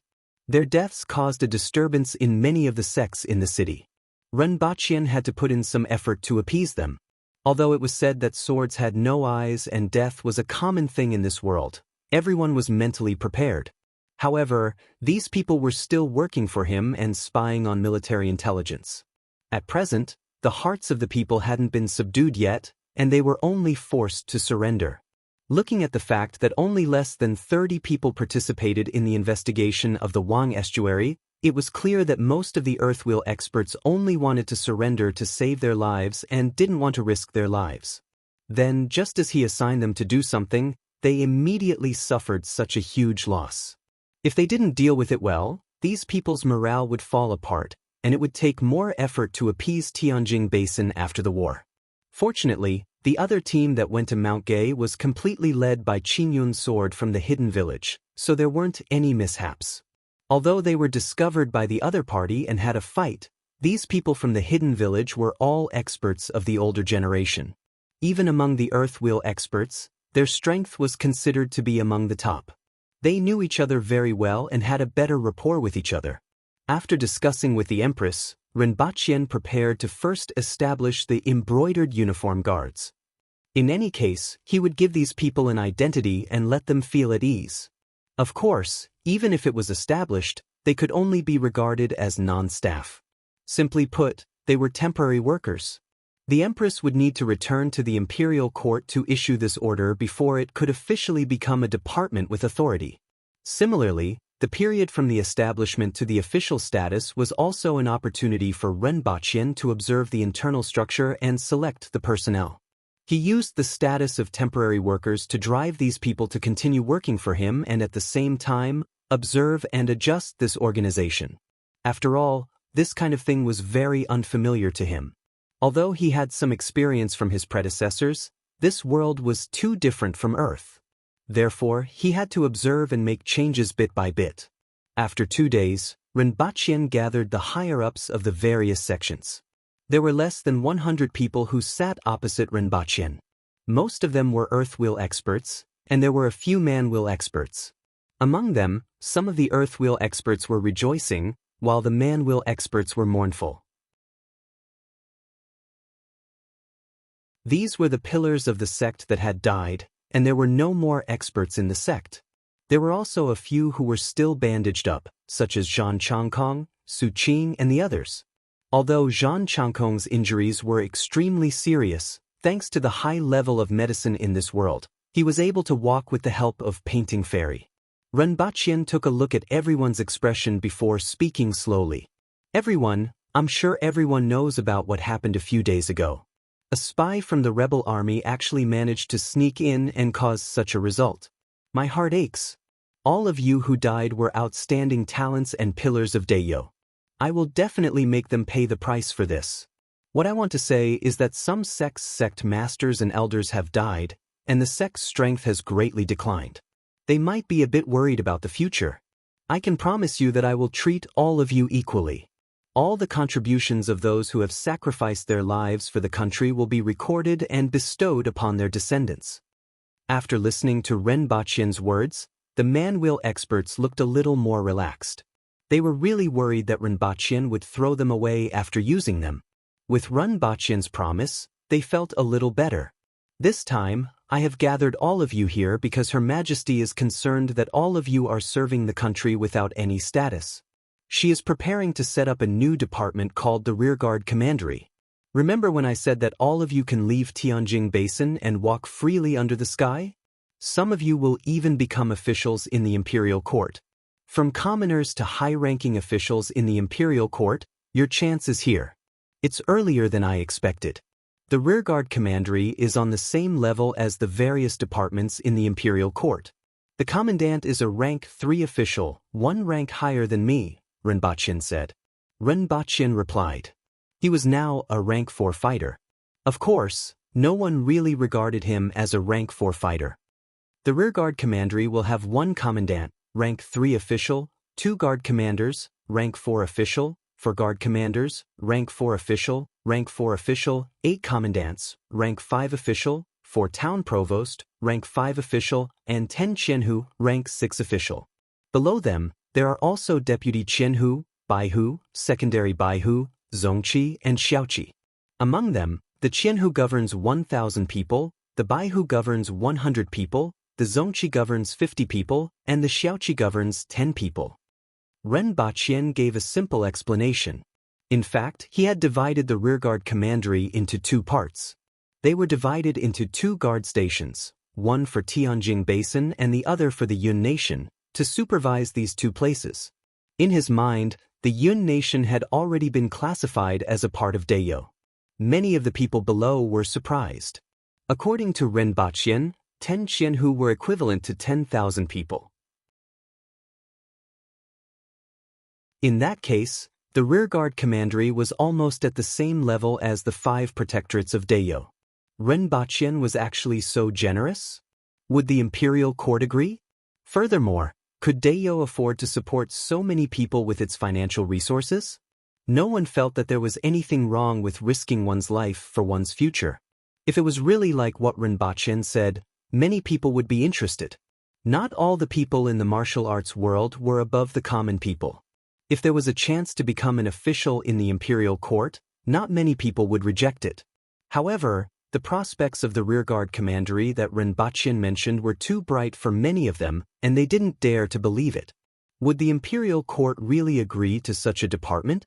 Could the remnant citizens of Tianjin Basin really do it? Would the imperial court really treat them like this?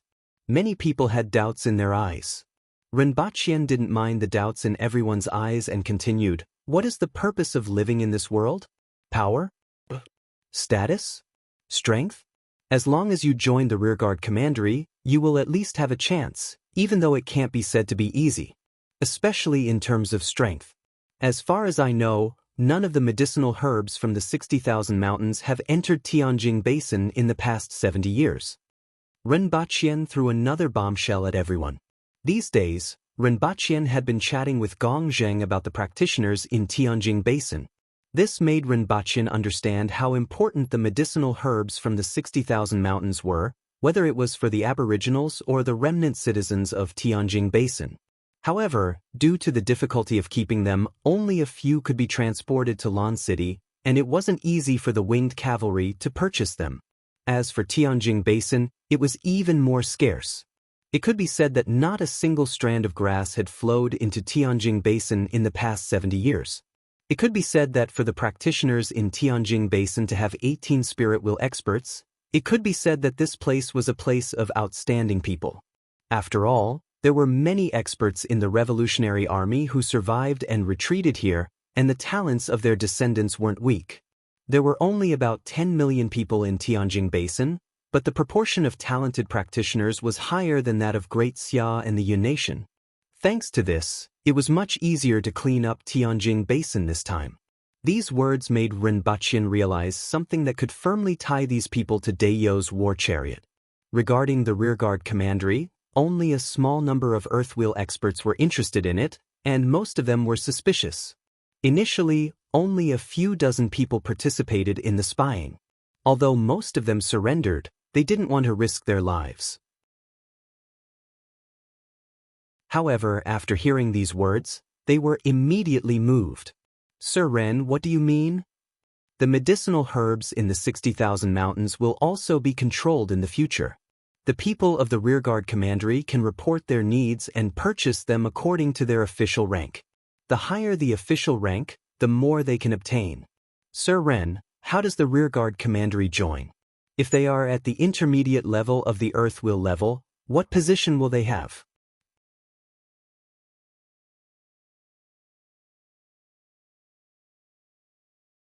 Chapter 5:16. Rinpoche gave everyone 3 days to consider. As for joining the rearguard commandery, a spirit will expert would start from a Qianhu, an earthwheel expert would start from a Baihu, and a manwheel expert would start from a Zongqi. However, Rinpoche gave the few small sects that had lost their pillar of support a Baihu. He gave them the opportunity. As for the future, if they didn't reach the earthwheel level, Baihu would be their upper limit. The upper limit of the earthwheel level would be a Qianhu. After settling the matter, Rinpoche was satisfied with everyone's reaction. He went to look for the Empress and asked for a few more loyal winged cavalry warriors to form the foundation of his power on Earth. After all, the previous incident had made him realize that without his own power, it wouldn't be easy to do many things. Furthermore, Earth would always be his base camp, and he couldn't wait any longer to establish his power on Earth. Subsequently, he selected the 3 fiercest-looking winged cavalry warriors from the dozens of fierce-looking men. Aboriginals generally looked very fierce, and the winged cavalry warriors were even more so. On one hand, they had a murderous aura and demeanor, and on the other hand, they had all kinds of scars. These 3 were the kind of people that would make people turn around and run when they saw them from 100 meters away. They had fierce-looking faces, knife scars, bald heads, and murderous gazes. They were 1.8 meters tall and weighed more than 150 kilograms, which was more than half the weight of Tyson. Rinpoche felt that if he saw such people on the streets in the past, he would definitely hide at least 100 meters away. As long as they had a tattoo of a little red sunflower on their foreheads, humans and animals wouldn't come near them.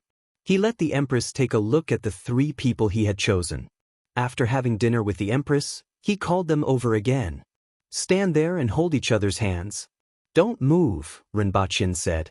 Although the three were baffled, they still followed his instructions. Rinpoche stood there while the three fierce-looking brothers held hands. This scene was really beautiful. "Stand there and don't move," Rinpoche reminded them again and then placed his hand on one of their shoulders. The air around them was somewhat distorted. In an instant, the scene in front of them changed from darkness to light. The three of them looked around and were instantly dumbfounded. The moon, the courtyard, and the house were all gone. They were in a luxurious room that they had never dreamed of. The floor was made of jade, and the surrounding walls were made of unknown materials. Even without using their brains, they knew that they were not ordinary materials. Furthermore, there were many strange things around them. "Principal Rin, this is?" The three of them looked around in bewilderment. "Paradise." Rinpoche looked at the expressions of the three of them and casually made up a story. "Where is the fairyland?" "God realm." Rinpoche immediately corrected himself. These Deo people had the concept of gods, but they didn't have the concept of immortals. "Sir, why are you scolding me?" That winged cavalry warrior looked aggrieved. "Get lost." Rinpoche was amused by his stupidity. "This is another country. It's very far from Deo and can only be reached by relying on a hearthstone," Rinpoche said. "Oh." The three of them nodded as they looked around curiously. In their hearts, since Rinpoche was the one who brought them here, he would naturally bring them back. Not everyone had the opportunity to go abroad. They had to take a good look so that they could brag about it when they returned. "Sir Ren, what's this?" "Television." "What about this?" "Air conditioning." "What about this?" "Go sit at the side and wait for me to change," Rinpoche said impatiently. He left the three of them downstairs and went upstairs to change his clothes. However, before he could finish changing, he heard the sound of something being smashed downstairs. After he changed his clothes and went downstairs, he saw that the glass on the side of the sofa had been smashed into pieces. "Who smashed my glass?" Rinpoche glanced at the three of them. "This is called glass? I thought there was nothing." One of the winged cavalry warriors rubbed his head and said in a muffled voice. The other two nodded and said, "Indeed, there doesn't seem to be anything." Rinpoche shook his head. This bunch of idiots. He reckoned that it would take a lot of effort to teach them about Earth. Perhaps he should find them a tutor. "Sit down. I'll tell you about the situation." Rinpoche pointed to the sofa. As the three of them sat down, the sofa began to creak, boom. The three of them reacted quickly and jumped up the moment the sofa collapsed. "Sit on the floor." Rinpoche shook his head helplessly. "Didn't Her Majesty say to listen to me?" Rinpoche sat on the sofa and said faintly, "Yes. If Principal Ren has any instructions, we will listen." The three of them immediately got up from the floor and cupped their hands. "Sit. This place is different from Deo." Rinpoche waved his hand. "This place is very far from Deo, so far that it will be difficult to reach in a lifetime. You have to use a hearthstone to go back and forth. I've already said this before. What I'm going to say next is that you will be living here from now on." "What about the army? What about Her Majesty?" The three of them were shocked and jumped up from the floor again. "Sit down. This is Her Majesty's temporary imperial residence, so someone naturally needs to guard it." Rinpoche pointed to the floor. The three of them immediately understood. "It won't just be the three of you. There will be other people arranged. There will be a rotation in the future, and someone will come to replace you at a certain time. Then, you can return to Deo," Rinpoche said. The people selected this time weren't married, so they naturally didn't have any concerns. Furthermore, the Aboriginals had a long lifespan, so 10 years wasn't a problem for them. In fact, they had been here for 10 years, but only 3 years had passed in Deo. After hearing Rinpoche's words, the three of them immediately relaxed. Wasn't it just guarding? Although they were only responsible for killing people in the past, they had to obey Her Majesty's instructions. This place is very important, very important. It's hundreds, thousands, and tens of thousands of times more important than places like Great Xia and the Yun Nation. You will slowly understand this in the future. Therefore, Her Majesty has arranged for you to come here because she trusts you and hopes that you can do a good job. Ren Baqian had an expression that said that the party and the country had entrusted this important task to them. Sir Ren, don't worry. We will never let an enemy leave alive. Anyone who dares to violate this place will be killed without mercy. The three of them were greatly moved and immediately guaranteed. You are not allowed to kill. Later on, I will tell you when you can and can't kill, Rinpochen said with a toothache. Rinpochen spent the whole afternoon explaining the general situation on Earth to the three of them, but he wasn't sure how much they could remember. Later on, I will find a teacher for you. Remember, all you have to do is listen to what he says about this world. You are not allowed to answer any questions they ask about Dayo, Great Xia, the Yun Nation, or the Chen Nation. If anyone inquires about this, let me know, Rinpochen instructed. Understood. We are very tight-lipped. The three of them grinned. Rinpochen nodded. He still believed in the winged cavalry on this point. He then made a phone call and ordered dinner for 60 people. Rinpochen fully believed in the appetite of the three of them. Then, he called Xin Feng and asked him to prepare a few extra-sized clothes for Fatty. At the same time, he also asked him to bring a tailor over tomorrow. The three of them sat on the ground in front of the television and watched the atomic bomb explosion cautiously. Sure enough, whether it's for the Empress or for them, only the atomic bomb is the way to go. Rinpochen couldn't help but laugh when he recalled how the Empress looked when she watched the atomic bomb. Everything that happened when the Empress first came here was worth recalling. Unfortunately, the Empress was becoming more and more like an otaku. The rest of the dinner was as Rinpochen expected. The three of them almost licked the bottom of the plates clean, but they still looked like they hadn't had enough. The night passed, and Rinpochen came down the next morning to see the three of them watching Transformers with great interest. They had already reached the 5th installment. Before going to bed last night, he taught them how to use the remote control to watch a movie and then chose Transformers for them. Sure enough, Transformers was a man's romance, and the three of them watched it with great interest the whole night. Of course, Rinpochen reckoned that even if he showed them Happy Goat and Baldy Chong, they would probably watch it with great interest the whole night. You're tuning in to the Passion Pages YouTube channel. We're so grateful for your support, and don't forget to subscribe to join us on this incredible journey through captivating stories. Your generosity through donations truly makes a world of difference, as it's the primary source of revenue that allows me to expand and enhance this channel for you. Thank you from the bottom of my heart for being a part of this adventure.